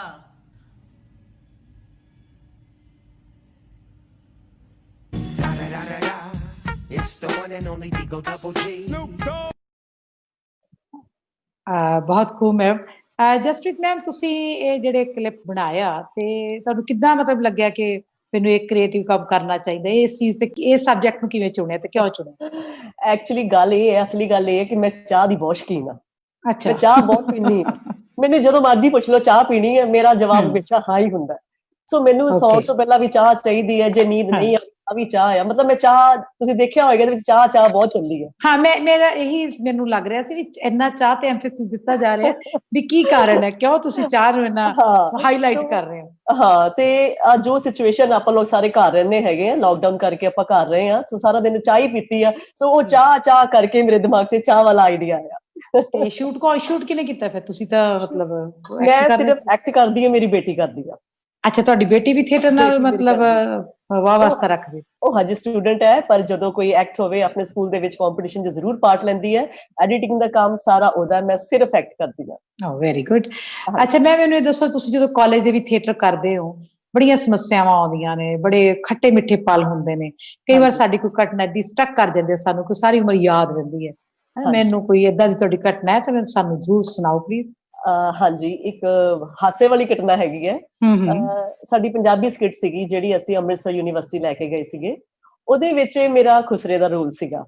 ਤੇ ਤੁਹਾਨੂੰ ਪਤਾ ਹੋਏਗਾ, ਜਦੋਂ ਤੁਸੀਂ ਯੂਨੀਵਰਸਿਟੀ ਵਿੱਚ ਜਾ ਕੇ ਤੁਸੀਂ ਕੰਪੀਟੀਸ਼ਨ ਦੇ ਵਿੱਚ ਸਕਿੱਟ ਕਰਦੇ ਆ ਜਾਂ 1 ਐਕਟ ਪਲੇ ਕਰਦੇ ਆ, ਤੇ ਅਲਾਉਡ ਨਹੀਂ ਹੁੰਦਾ ਕਿ ਤੁਸੀਂ ਪ੍ਰੋਫੈਸ਼ਨਲੀ ਕੋਈ ਪ੍ਰੋਫੈਸ਼ਨਲ ਤੁਹਾਡੇ ਪਲੇ ਦੇ ਵਿੱਚ ਐਕਟ ਕਰੇ ਜਾਂ ਤੁਹਾਡੀ ਕੋਈ ਹੈਲਪ ਕਰੇ। ਸੋ ਜਦੋਂ ਇਹ ਸਾਡੀ ਸਕਿੱਟ ਹੋ ਗਈ ਤੇ ਜਿਹੜੇ ਸਾਡੇ ਕੰਪੀਟੀਸ਼ਨਸ ਵਾਲੇ ਜਿਹੜੀ ਬਾਕੀ ਕਾਲਜਿਸ ਆ, ਉਹ ਕਹਿਣ ਵੀ ਇਸ ਕਾਲਜ ਦੀ ਜਿਹੜੀ ਸਕਿੱਟ ਹੈਗੀ ਉਹਨੂੰ ਡਿਸਕੁਆਲੀਫਾਈ ਕਰੋ, ਕਿਉਂਕਿ ਖੁਸਰਾ ਬਾਹਰੋਂ ਕਿਰਾਏ ਤੇ ਲੈ ਕੇ ਆਏ ਆ, ਇਹ ਪ੍ਰੋਫੈਸ਼ਨਲੀ ਬਾਹਰੋਂ ਲੈ ਕੇ ਆਏ ਆ। ਸੋ ਮੈਨੂੰ ਉਸ ਵੇਲੇ ਬੜਾ ਫੀਲ ਹੋਇਆ ਕਿ ਇਹ ਕਿੱਦਾਂ ਬੋਲਦੇ ਪਏ, ਇਹ ਮੇਰੇ ਲਈ ਕਿੱਦਾਂ ਦੀ ਗੱਲ ਕਰ ਰਹੇ ਆ, ਹਨਾ। ਤੇ ਮੇਰੀ ਟੀਚਰ ਨੇ ਕਿਹਾ, ਇਹ ਸਾਡੇ ਲਈ ਬਹੁਤ ਵੱਡਾ ਕੰਪਲੀਮੈਂਟ ਹੈ, ਹਾਂ ਬਿਲਕੁਲ ਉਹ ਕੰਪਲੀਮੈਂਟ ਹੈ ਜਦੋਂ ਐਕਟਰ ਹੈ ਜਿਹੜਾ ਐਗਜ਼ੈਕਟਲੀ ਕਰੈਕਟਰ ਦੇ ਵਿੱਚ ਖੁੱਭ ਜੇ ਤੇ ਉਹਨੂੰ ਉਦਾਂ ਹੀ ਅਦਾ ਕਰੇ ਤੇ ਉਹ ਤਾਂ ਬਿਲਕੁਲ ਵੱਡਾ ਜੀ। ਕੰਪਲੀਮੈਂਟ ਹੁੰਦਾ ਹੈ। ਮੇਰੀ ਟੀਚਰ ਨੇ ਪਹਿਲਾਂ ਤਾਂ ਜਵਾਬ ਨਹੀਂ ਦਿੱਤਾ ਮੈਨੂੰ, ਕਹਿੰਦੇ ਕੁੜੀਏ ਜਾ ਪਹਿਲਾਂ ਕੱਪੜੇ ਬਦਲ ਕੇ ਆ ਤੇ ਸੋਹਣਾ ਜਿਹਾ ਤਿਆਰ ਹੋ ਕੇ ਆ। ਮੈਂ ਨਹਾ ਧੋ ਕੇ ਸੋਹਣਾ ਜਿਹਾ ਸੂਟ ਸਾਟ ਪਾ ਕੇ ਆਈ, ਕਹਿੰਦੇ ਆ ਸਾਡੀ ਕੁੜੀ ਆ ਜਿਹਨੇ ਉਹ ਜਿਹੜਾ ਤੂੰ ਕੀਤਾ ਸੀਗਾ। ਸੋ ਕਹਿੰਦੇ ਤੁਸੀਂ ਸਾਡੇ ਲਈ ਬੜਾ ਕਿਹੜੇ ਪਲੇ ਕੀਤੇ ਸੀ ਫੈਸਟੀਵਲ ਦੌਰਾਨ? ਮੈਂ ਕਜਰੀਬਨ ਕੀਤਾ ਜਿਹੜਾ ਨੈਸ਼ਨਲ ਜਿੱਤਿਆ ਹੈਗਾ, ਲਾਲ ਬੱਤੀ ਕੀਤਾ ਹੈਗਾ, ਤੇ ਬਲਦੇਵ ਸਿੰਘ ਮੋਗਾ ਦੀ ਸੜਕਨਾਮਾ ਦੀ ਕਹਾਣੀ ਵਾਲਾ ਨਾਵਲ ਵਾਲਾ ਲਾਲ ਬੱਤੀ ਹੈ ਨਹੀਂ ਕੋਈ ਜੀ ਹੋਰ? ਨਹੀਂ ਜੀ, ਇਹ ਹੈਗੇ ਅੰਮ੍ਰਿਤਸਰ ਦੇ ਸਰ ਹੈਗੇ, ਉਹਨਾਂ ਨੇ ਕਰਾਇਆ ਸੀਗਾ, ਸਰ ਸਾਂਗਾ ਸਰ ਹੈਗੇ, ਉਹਨਾਂ ਨੇ ਕਰਾਇਆ ਹੈਗਾ। ਨਰਿੰਦਰ ਸਾਂਗੀ ਹਾਂਜੀ ਦਲਜਿੰਦਰ ਸਰ ਨੇ ਕਰਾਇਆ ਸੀਗਾ ਕਜਰੀਬਨ, ਤੇ ਅੰਮ੍ਰਿਤਾ ਸ਼ੇਰਗਿੱਲ ਵਾਲਾ ਪਲੇ ਉਹ ਵੀ ਦਲਜਿੰਦਰ ਸਰ ਨੇ ਕਰਾਇਆ ਸੀਗਾ।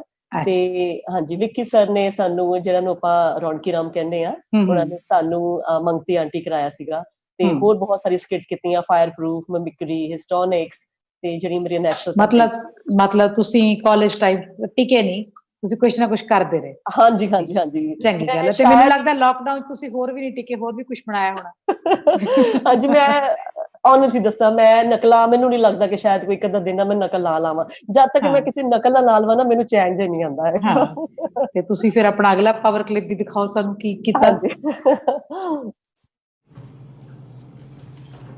ਸੁਣਦੇ ਹੋ? ਆ ਜਿਹੜਾ ਵਿਆਹ ਦਾ ਕੱਲ ਡੱਬਾ ਆਇਆ ਹੈ, ਉੱਥੇ ਸ਼ਗਨ ਕਿੰਨਾ ਪਾਣਾ ਹੈ? ਮੈਨੂੰ ਹੁਣੀ ਦੱਸ ਦਿਓ, ਜਾਣ ਲੱਗੀ ਮੇਰੇ ਨਾਲ ਕਲੇਸ਼ ਨਾ ਕਰਿਓ। ਉਹ ਤੈਨੂੰ ਦੱਸਿਆ ਤਾਂ ਸੀ 1100 ਰੁਪਏ ਸ਼ਗਨ ਪਾਣਾ ਹੈ, ਤੈਨੂੰ ਇੱਕ ਵਾਰ ਦੀ ਗੱਲ ਸਮਝ ਨਹੀਂ ਆਉਂਦੀ? 1100? ਹਾਏ ਰੱਬਾ, ਇੰਨਾ ਸ਼ਗਨ! ਜਿਹੜੀ ਟੀ-ਸ਼ਰਟ ਉਹ ਮੇਰੇ ਮੁੰਡੇ ਦੇ ਬਰਥਡੇ ਤੇ ਲੈ ਕੇ ਆਈ ਸੀ ਨਾ, ਉਹ ਸੇਲ ਚੋਂ ਲੈ ਕੇ ਆਈ ਸੀ। ਤੁਸੀਂ 1100 ਸ਼ਗਨ ਪਾਣਾ? ਉਹ ਮੇਰਾ ਪੱਕਾ ਯਾਰ ਹੈ, ਹਰ ਸੁੱਖ ਦੁੱਖ ਵੇਲੇ ਮੇਰੇ ਨਾਲ ਖੜਾ ਹੁੰਦਾ ਹੈ। ਉਹਨੇ ਕਿੰਨੀ ਵਾਰੀ ਮੇਰਾ ਫੋਨ ਰਿਚਾਰਜ कराया है, समझ आई? 1100 पाना मतलब 1100 पाना है, गल खत्म। मम्मी हम जब मैरिज पे जाएंगे हम बहुत कुछ खाएंगे। मैं पता वहाँ पे क्या खाऊंगी? पहले पाव भाजी, इडली सांभर, और वो जो होती है ना फ्रूट क्रीम है, वो भी खाऊंगी, और बाद में मैं 3 कोल्ड ड्रिंक्स पीऊंगी।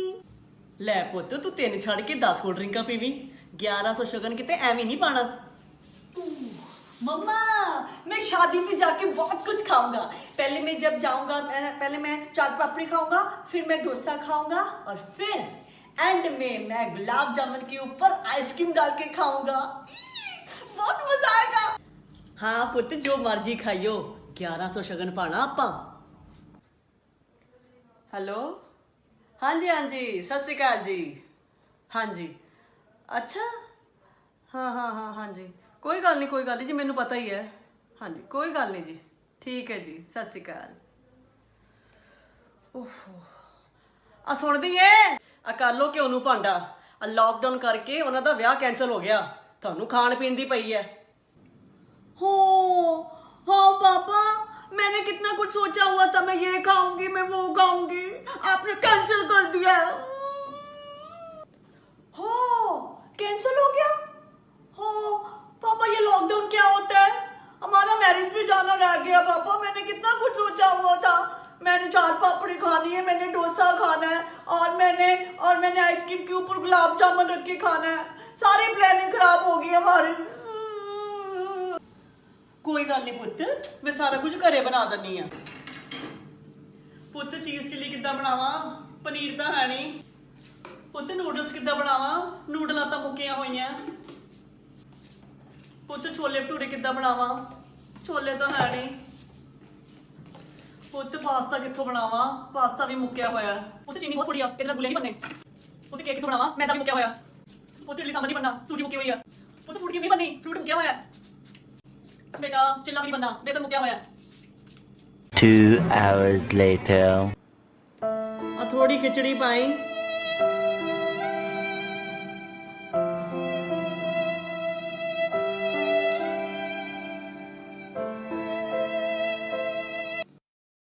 हाय हैलो सत श्री अकाल दोस्तों, ये ਤਾਂ ਸੀ ਸ਼ੁਗਲ। ਜੇ ਤੁਸੀਂ ਚਾਹੁੰਦੇ ਹੋ ਕਿ ਦੁਨੀਆ ਵਿੱਚ ਫੇਰ ਉਸੇ ਤਰ੍ਹਾਂ ਰੌਣਕ ਲੱਗੇ ਤਾਂ ਪਲੀਜ਼ ਆਪਣੇ ਘਰਾਂ ਵਿੱਚ ਆਪਣੇ ਪਰਿਵਾਰ ਦੇ ਨਾਲ ਰਹੋ। ਸਤਿ ਸ਼੍ਰੀ ਅਕਾਲ।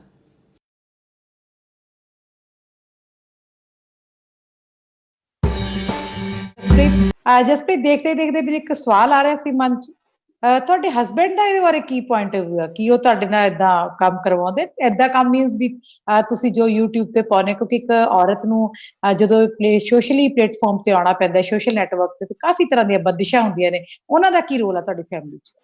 ਓਨੈਸਟਲੀ ਦੱਸਾਂ, ਮੈਂ ਬਹੁਤ ਲੱਕੀ ਹਾਂ, ਮੇਰੇ ਹਸਬੈਂਡ ਨੇ ਮੈਨੂੰ ਬਹੁਤ ਸਪੋਰਟ ਕੀਤਾ।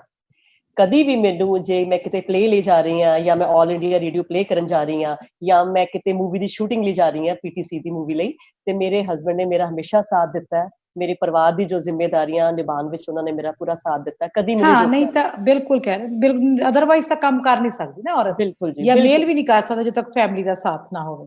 ਤੁਸੀਂ ਬਿਲਕੁਲ ਫਿਲਮ ਦਾ ਇਹ ਜ਼ਿਕਰ ਕੀਤਾ ਸੀ, ਰੇਡੀਓ ਦਾ ਜ਼ਿਕਰ ਕੀਤਾ ਸੀ, ਸਾਨੂੰ ਉਹ ਵੀ ਦੱਸੋ ਕਿ ਤੁਸੀਂ ਫਿਲਮ ਕਿਹੜੇ-ਕਿਹੜੇ ਫਿਲਮਾਂ ਕੀਤੀਆਂ, ਕਿਹਨਾਂ ਨਾਲ ਕੀਤੀਆਂ, ਉਹਦੇ ਬਾਰੇ ਵੀ ਪਲੀਜ਼। ਹਾਂਜੀ, ਰੀਸੈਂਟਲੀ ਮੈਂ PTC ਤੇ 3 ਮੂਵੀਜ਼ ਕੀਤੀਆਂ ਹੈਗੀਆਂ, ਸ਼੍ਰੀ ਹਰਜੀਤ ਸਿੰਘ ਜੀ ਨਾਲ ਕੀਤੀਆਂ। ਇੱਕ ਆਸ਼ੀ ਹੈਗੀ ਹੈ, ਤੇ ਦੂਸਰੀ ਸੰਦਲੀ ਬੂਹਾ, ਇੱਕ ਸੀਗੀ ਕੁਝ ਕਹਿ ਨਹੀਂ ਸਕਦੇ। ਇਹ ਤਿੰਨੋਂ ਮੂਵੀਜ਼ ਮੈਂ ਸ਼੍ਰੀ ਹਰਜੀਤ ਸਿੰਘ ਜੀ ਨਾਲ ਕੀਤੀਆਂ ਹੈਗੀਆਂ।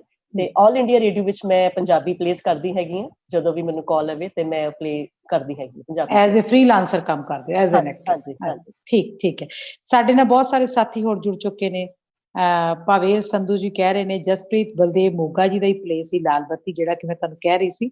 ਹਾਂਜੀ ਮੈਂ ਹਾਂ, ਐਂਡ ਅੱਛਾ ਜੀ, ਨਰਿੰਦਰ ਸਾਂਗੀ ਭਾਜੀ ਨੇ ਕਰਵਾਇਆ ਸੀ ਤੇ ਨੈਸ਼ਨਲ ਵਿਨ ਕੀਤਾ ਸੀ ਆਪਾਂ। ਬਿਲਕੁਲ ਜੀ, ਬਿਲਕੁਲ। ਇੱਕ ਜਿਹੜੀ ਚਿੰਤਾ ਮੈਂ ਕਰ ਰਹੀ ਸੀ, ਸਾਰੇ ਅਸੀਂ ਅਕੈਡੈਮਿਸ਼ੀਅਨ ਕਰਦੇ ਆ ਜਾਂ ਜਿਹੜੇ ਵਿਦਿਆਰਥੀਆਂ ਥੀਏਟਰ ਦੇ ਕਰਦੇ ਆ, ਉਹੀ ਚਿੰਤਾ ਡਾਕਟਰ ਸ਼੍ਰੇਸ਼ ਮਹਿਤਾ ਕਰ ਰਹੇ ਨੇ ਕਿ ਨਵੀਂ ਆ ਰਹੀ ਸਿੱਖਿਆ ਨੀਤੀ ਵਿੱਚ ਸੰਗੀਤ, ਥੀਏਟਰ ਤੇ ਫਾਈਨ ਆਰਟਸ ਦੇ ਵਿਸ਼ਿਆਂ ਨੂੰ ਸਭ ਉੱਚ ਵਿਦਿਆਲਿਆ ਪੱਧਰ ਤੇ ਜ਼ਰੂਰ ਲਾਗੂ ਕਰਨ ਦੀ ਗੱਲ ਕਹੀ ਗਈ ਹੈ। ਅੱਗੇ ਦੇਖਦੇ ਹਾਂ ਕੀ ਹੁੰਦਾ। ਬਿਲਕੁਲ ਸ਼੍ਰੇਸ਼ ਜੀ, ਪਤਾ ਨਹੀਂ ਸਰਕਾਰਾਂ ਕੀ ਕਰਨਗੀਆਂ ਸਾਡੇ ਲਈ। ਜਿਵੇਂ ਅੱਜ ਮੈਡਮ ਕਹਿ ਰਹੇ ਸੀ ਵੀ ਜਿਹੜਾ ਮਰਜ਼ੀ YouTube ਵਿੱਚ ਸਰਕਾਰਾਂ ਥੀਏਟਰ ਦੀ ਸਰਪ੍ਰਸਤੀ ਉਸ ਢੰਗ ਨਾਲ ਨਹੀਂ ਕਰਦੇ ਜਿਸ ਢੰਗ ਨਾਲ ਕਰਨਾ ਚਾਹੀਦਾ, ਕਿਉਂਕਿ ਥੀਏਟਰ ਹਮੇਸ਼ਾ ਹੀ ਸੱਤਾ ਦੇ ਖਿਲਾਫ ਰਿਹਾ, ਆਪਾਂ ਨੂੰ ਪਤਾ ਹੈ, ਰੰਗਮੰਚ। ਪਰ ਫਿਰ ਵੀ ਅਸੀਂ ਤਵੱਕੋ ਕਰਦੇ ਹਾਂ ਕਿ ਸਰਕਾਰਾਂ ਸਾਡੀ ਬਾਂਹ ਫੜਨ। ਇੰਦਰਜੀਤ ਸਿੰਘ ਭਾਟੀਆ ਜੀ ਜੁੜੇ ਹੋਏ ਨੇ, Balkar Sidhu ji, very nice histrionics it seems to be Jaspreet and Bobby Sidhu ji ਵੀ ਬਹੁਤ ਤਾਰੀਫ ਕਰ ਰਹੇ ਨੇ। ਜਸਪ੍ਰੀਤ ਜੀ, ਹੁਣ ਤੁਸੀਂ ਮੈਨੂੰ ਇਹ ਦੱਸੋ ਕਿ ਜਦੋਂ ਤੁਸੀਂ ਇਹ ਸਾਰਾ ਸ਼ੂਟ ਕਰਦੇ ਹੋ ਘਰ ਦੇ ਰੁਝੇਵਿਆਂ ਦੇ ਵਿੱਚੋਂ, ਤੁਹਾਨੂੰ ਕਦੇ ਲੱਗਿਆ ਕਿ ਤੁਸੀਂ ਕੋਈ ਨਾਟਕ ਕਿਸੇ ਪ੍ਰਾਈਵੇਟ ਗਰੁੱਪ ਨਾਲ ਕੰਮ ਕਰੋ ਜਾਂ ਕੋਈ ਆਪਣਾ ਨਾਟਕ ਤਿਆਰ ਕਰੋ? ਕੋਈ ਏਦਾਂ ਦੀ ਫੀਲਿੰਗ ਆਈ ਕਦੇ? ਹਾਂਜੀ, ਮੇਰੇ ਜਿਹੜੇ ਫਰੈਂਡ ਸਰਕਲ ਹੈਗਾ, ਜਿਹੜੇ ਥੀਏਟਰ ਨਾਲ ਜੁੜੇ ਹੋਏ ਆ, ਤੇ ਉਹਨਾਂ ਨੂੰ ਮੈਂ ਹਮੇਸ਼ਾ ਕਹਿ ਕੇ ਰੱਖਦੀ ਹਾਂ ਕਿ ਜਦੋਂ ਵੀ ਤੁਸੀਂ ਮੇਰੇ ਜਿੰਨੇ ਵੀ ਮੇਰੇ ਫਰੈਂਡ ਸਰਕਲ ਹੈ ਜਿਹੜੇ ਥੀਏਟਰ ਨਾਲ ਜੁੜੇ ਹੋਏ ਆ, ਤੇ ਮੈਂ ਹਮੇਸ਼ਾ ਉਹਨਾਂ ਨੂੰ ਕਹਿ ਕੇ ਰੱਖਦੀ ਕਿ ਤੁਸੀਂ ਜਦੋਂ ਵੀ ਕੋਈ ਪਲੇ ਕਰੋ, ਤੁਸੀਂ ਜਦੋਂ ਵੀ ਮੈਨੂੰ ਆਵਾਜ਼ ਮਾਰੋ, ਮੈਂ ਹਮੇਸ਼ਾ ਤਿਆਰ ਹਾਂ। ਤੇ ਜਦੋਂ ਵੀ ਮੈਨੂੰ ਆਵਾਜ਼ ਮਾਰਦੇ ਆ ਤੇ ਮੈਂ ਹਮੇਸ਼ਾ ਖੁਸ਼ੀ ਜਾਂਦੀ ਹਾਂ, ਕਿਉਂਕਿ ਥੀਏਟਰ ਮੇਰੇ ਲਈ ਰੱਬ ਹੈ, ਮੈਂ ਇਹਨੂੰ ਪੂਜਦੀ ਹਾਂ।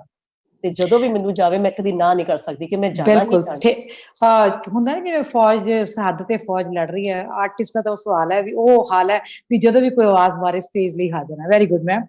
ਡਾਕਟਰ ਕੁਲਵੀਰ ਧਾਲੀਵਾਲ ਵਿਰਕ ਲਿਖ ਰਹੇ ਨੇ, ਕਮਲਜੀਤ ਢਿੱਲੋਂ ਜੀ ਬਹੁਤ ਬਹੁਤ ਸ਼ੁਕਰੀਆ ਇਸ ਮੰਚ ਤੇ ਸਾਡੇ ਨਾਲ ਜੁੜਨ ਲਈ। ਸ਼ੁਕਰੀਆ ਮੈਡਮ ਕਵਲ ਜੀ, ਸੱਚੀ ਮੁੱਚੀ ਦਿਲ ਦੀਆਂ ਗਹਿਰਾਈਆਂ ਚੋਂ ਤੁਹਾਡਾ ਸ਼ੁਕਰੀਆ। ਇੱਕ ਹੋਰ ਮੈਸੇਜ, ਮੈਂ ਬਹੁਤ ਵਧੀਆ ਕਹਾਣੀ ਤੇ ਕਹਾਣੀ ਦਾ ਪਾਠ ਇੰਦਰਜੀਤ ਸਿੰਘ ਭਾਟੀਆ ਜੀ ਕਹਿ ਰਹੇ ਨੇ, ਬਹੁਤ ਖੂਬਸੂਰਤ ਸੁਨਹਿਰੀ ਬੋਲ। ਜਸਪ੍ਰੀਤ ਜੀ, ਇੱਕ ਮੈਨੂੰ ਹੋਰ ਦੱਸੋ, ਜੇ ਲੋਕਡਾਊਨ ਨਾ ਹੁੰਦਾ, ਠੀਕ ਹੈ, ਅਸੀਂ ਸਾਰੇ ਨਾਰਮਲ ਲਾਈਫ ਜੀ ਰਹੇ ਹੁੰਦੇ, ਜੀਵਾਂਗੇ ਅੱਗੇ ਵੀ, ਕੀ ਤੁਸੀਂ ਫਿਰ ਏਦਾਂ ਦੀਆਂ ਵੀਡੀਓ ਕਲਿੱਪਸ ਪਾਉਣੇ ਸੀ YouTube ਤੇ, ਜਾਂ ਲੋਕਡਾਊਨ ਦੀ ਮਤਲਬ ਕਾਢ ਹੈ? ਦੇਖੋ, ਜਦੋਂ ਆਪਾਂ ਘਰ ਰਹਿ ਕੇ ਫਰਸਟ੍ਰੇਟ ਹੋ ਗਏ ਕਿ ਆਪਾਂ ਕੀ ਕਰੀਏ ਹਨਾ, ਫਿਰ ਤਾਂ ਆਬਵੀਅਸਲੀ ਫਿਰ ਤਾਂ ਮੈਂ ਲਾਈਵ ਜਿੱਦਾਂ ਮੈਂ ਜਾਣੀ ਹੋਊਗੀ ਪਲੇ ਕਰਨ ਦੇ, ਫਿਰ ਮੈਂ ਉੱਦਾਂ ਜਾਣਾ ਸੀਗਾ। ਪਰ ਆ ਜਿਹੜਾ YouTube ਦਾ ਦਿਮਾਗ ਚ ਆਇਆ, ਇਹ ਸਭ ਕਹਿ ਲਓ ਤੁਸੀਂ ਕਿ ਘਰ ਬੈਠ ਕੇ ਦਿਮਾਗ ਕਦੀ ਕਰੋਨਾ ਨੇ ਯਾਦ ਕਰਾਇਆ ਤੁਹਾਨੂੰ। ਐਗਜ਼ੈਕਟਲੀ, ਕਰੋਨਾ ਨੇ ਯਾਦ ਕਰਾਇਆ। ਤੇ ਤੁਸੀਂ ਹੁਣ ਅੱਜ ਕੱਲ ਕੀ ਕਰ ਰਹੇ ਹੋ? ਮਤਲਬ ਤੁਹਾਡਾ ਵੈਸੇ ਲਾਈਫ ਦੇ ਵਿੱਚ ਕੀ, ਤੁਸੀਂ ਕੋਈ ਟੀਚ ਕਰ ਰਹੇ ਹੋ ਜਾਂ ਕਾਲਜ, ਕਿੱਦਾਂ ਦਾ ਤੁਹਾਡਾ?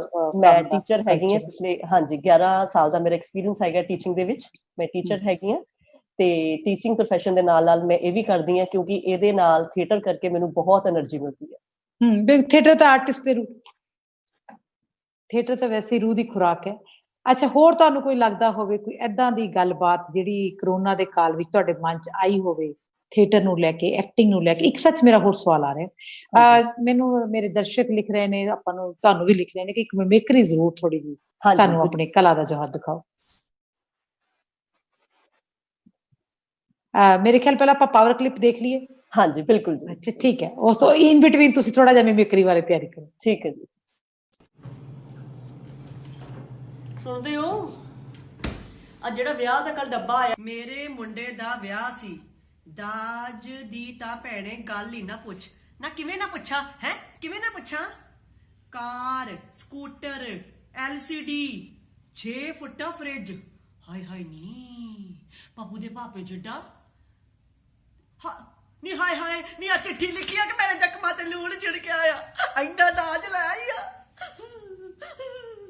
ਨੀ ਭਜਨੀ ਇਹ ਕਰ ਰਹੀ ਐ ਨੀ, ਹੋਰ ਘਰੋਂ ਕੱਢੀ ਹੋਈਆਂ ਨੀ, ਇੰਨਾ ਕੌੜਾ ਕਾਹ ਤੋਂ ਬੋਲਦੀ ਆ? ਘਰੇ ਸੁੱਖ ਤਾਂ ਹੈ ਨੀ, ਕਾਹਦੇ ਸੁੱਖ ਨੀ, ਜਦੋਂ ਦੀ ਆ ਪੜ੍ਹੀ ਲਿਖੀ ਨੂੰ ਆਈ ਐ ਮੇਰੀ ਤਾਂ ਸੜ ਗਈ ਕਿਸਮਤ ਨੀ। ਪੰਜ ਤੇਰੇ ਪਿਓ ਨੇ ਜੋ ਟਰੱਕ ਲੱਦ ਕੱਲੇ ਸੀ ਨੀ, ਮੇਰਾ ਨਾ ਪੁੱਛੋ ਨੀ, ਤੂੰ ਸੁਣਾ ਨੀ ਤੇਰਾ ਕੀ ਹਾਲ ਆ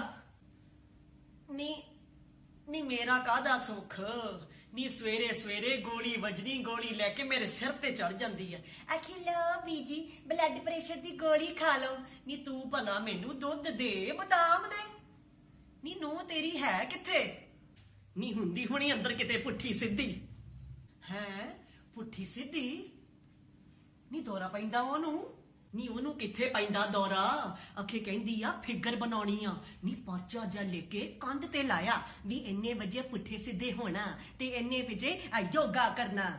Excuse me, Mama. Oh, hello, Auntie. Actually, Mama, I'm going to market with my friends, so I'll be here by evening. Okay, bye-bye. ਹਾਏ ਹਾਏ ਨੀ, ਨਾ ਸਿਰ ਤੇ ਚੁੰਨੀ ਨਾ ਪੱਲਾ, ਨਾ ਸਾਸਰੀ ਕਾਲ ਨਾ ਪੈਰੀ ਪੈਣਾ ਨੀ, ਕਿੱਦਾਂ ਪਟਰ ਪਟਰ ਅੰਗਰੇਜ਼ੀ ਮਾਰਦੀ ਆ ਨੀ। ਭਜਨੀਏ ਸਾਰਾ ਪਿੰਡ ਤੇਰੀ ਮਾਡਰਨ ਦੀਆਂ ਗੱਲਾਂ ਪਿਆ ਕਰਦਾ ਨੀ, ਇਹੋ ਤਾਂ ਮੈਂ ਰੋਂਦੀ ਆ ਨੀ। ਲਾਵਾਂ ਵੇਲੇ ਇਹਦਾ ਪਿਓ ਮੈਨੂੰ ਕਹਿੰਦਾ, ਆਖੇ ਭੈਣ ਜੀ ਅਸੀਂ ਕੁੜੀ ਨੂੰ MSc ਕਰਾਈ ਆ ਨੀ, MSc ਚਟਣੀ ਆ ਨੀ। ਐ ਕਰ ਨੀ, ਪ੍ਰੈਸ ਨੂੰ ਨੰਗੀ ਤਾਰ ਲਾ ਸੁੱਟ, ਪ੍ਰੈਸ ਕਰੂ ਤੇ ਆਪੇ ਹੀ ਮਰੂ ਨੀ। ਕਰ ਹਟੀਆਂ ਨੀ, ਉਹ ਵੀ ਕਰ ਹਟੀਆਂ ਨੀ, ਮਾੜਾ ਜਿਹਾ ਕਰੰਟ ਲੱਗਾ ਤੇ ਭੜਕਦਿਆਂ ਨੀ ਜਾ ਕੇ ਦਰਵਾਜ਼ਾ ਫੜ ਲਿਆ ਨੀ। ਇਹ ਨਾ ਪੜੀਆਂ ਲਿਖਿਆ ਨੂੰ ਮੌਤ ਵੀ ਕਿਹੜਾ ਛੇਤੀ ਆਉਂਦੀ ਆ ਨੀ। ਫਿਰ ਐ ਕਰ, ਇਹ ਤੇ ਤੇਲ ਪਾ ਤੇ ਗਲੋਂ ਲਾ ਨੀ। ਕਰ ਹਟੀਆਂ ਨੀ, ਆ ਵੀ ਕਰ ਹਟੀਆਂ ਨੀ। ਮੈਂ ਤਾਂ ਤੇਲ ਦੀ ਪੀਪੀ ਲੱਦਤੀ ਉਹਦੇ ਤੇ ਨੀ, ਮੈਂ ਬਾਲ ਤੀਲੀਆਂ ਉਹਦੇ ਤੇ ਸੁੱਟੀ ਜਾਵਾਂ, ਪਰ ਮਰ ਜਾਣੀ ਨੂੰ ਅੱਗ ਨਾ ਲੱਗੇ। ਕਿਉਂ? ਮੈਨੂੰ ਆਂਦੀ ਮਾਂ ਜੀ ਐਵੇਂ ਨਾ ਟਾਈਮ ਵੇਸਟ ਕਰੀ ਜਾਓ, ਮੈਨੂੰ ਅੱਗ ਨਹੀਂ ਜੇ ਲੱਗਣੀ। ਮੈਂ ਦਾਜ ਵਿੱਚ ਫਾਇਰ ਪ੍ਰੂਫ ਸੂਟ ਨਾਲ ਹੀ ਲੈ ਕੇ ਆਈ ਸਾਂ।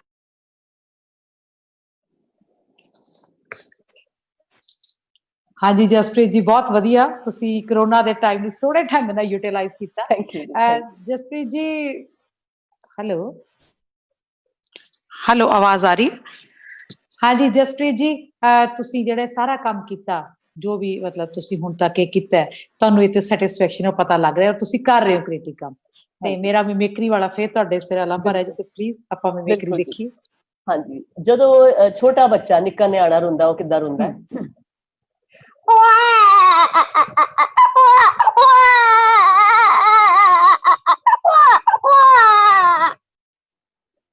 ਹਾਂਜੀ, ਤੇ ਅੱਜ ਕੱਲ ਤਾਂ ਮੋਬਾਈਲ ਹੈ, ਜਦੋਂ ਲੈਂਡਲਾਈਨ ਹੁੰਦੇ ਸੀ ਤੇ ਲੈਂਡਲਾਈਨ ਦੀ ਫੋਨ ਦੀ ਘੰਟੀ ਕਿੱਦਾਂ ਵੱਜਦੀ ਸੀ?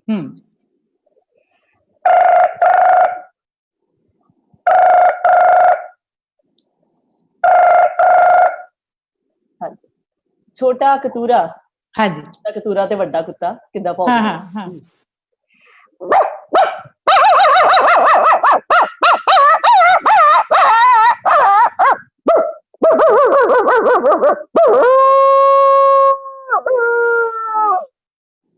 ਧੰਨਵਾਦ ਜੀ। ਹਾਂਜੀ, ਬਹੁਤ ਖੂਬ। ਲੱਗ ਰਿਹਾ ਵੀ ਕਿਤੇ ਗਲੀ ਦੇ ਕੁੱਤੇ ਇਕੱਠੇ ਨਾ ਹੋ ਜਾਣ। ਲੱਖਾ ਲਹਿਰੀ ਜੀ ਲਿਖ ਰਹੇ ਨੇ ਗੁੱਡ ਐਕਟਰੈਸ, ਹਰਮੀਤ ਸਿੰਘ ਲਿਖ ਰਹੇ ਨੇ ਗੋਲਡੀ ਜੀ ਬਹੁਤ ਵਧੀਆ ਗੱਲਬਾਤ, ਇਹ ਮੇਰੇ ਬਾਰੇ। ਸੁਰੇਸ਼ ਮਹਿਤਾ ਜੀ ਲਿਖ ਰਹੇ ਨੇ ਬਹੁਤ ਸੋਹਣੀ ਅਦਾਕਾਰੀ। ਕੁਮਾਰ ਪਵਨਦੀਪ ਜੀ, ਗੁੱਡ ਜੌਬ ਡਾਕਟਰ ਗੋਲਡੀ ਜੀ। ਦੋਸਤੋ ਸ਼ੁਕਰੀਆ ਤੁਹਾਡਾ। ਜਸਪ੍ਰੀਤ ਜੀ ਸ਼ੁਕਰੀਆ, ਤੁਸੀਂ ਜਸਪ੍ਰੀਤ ਜੀ, ਮੈਂ ਦੇਖੋ ਫਿਰ ਬੰਦ ਕਰਦੇ ਪ੍ਰੋਗਰਾਮ ਫਿਰ ਕੋਈ ਨਾ ਕੋਈ ਸਵਾਲ ਮਨ ਚ ਆ ਜਾਂਦਾ।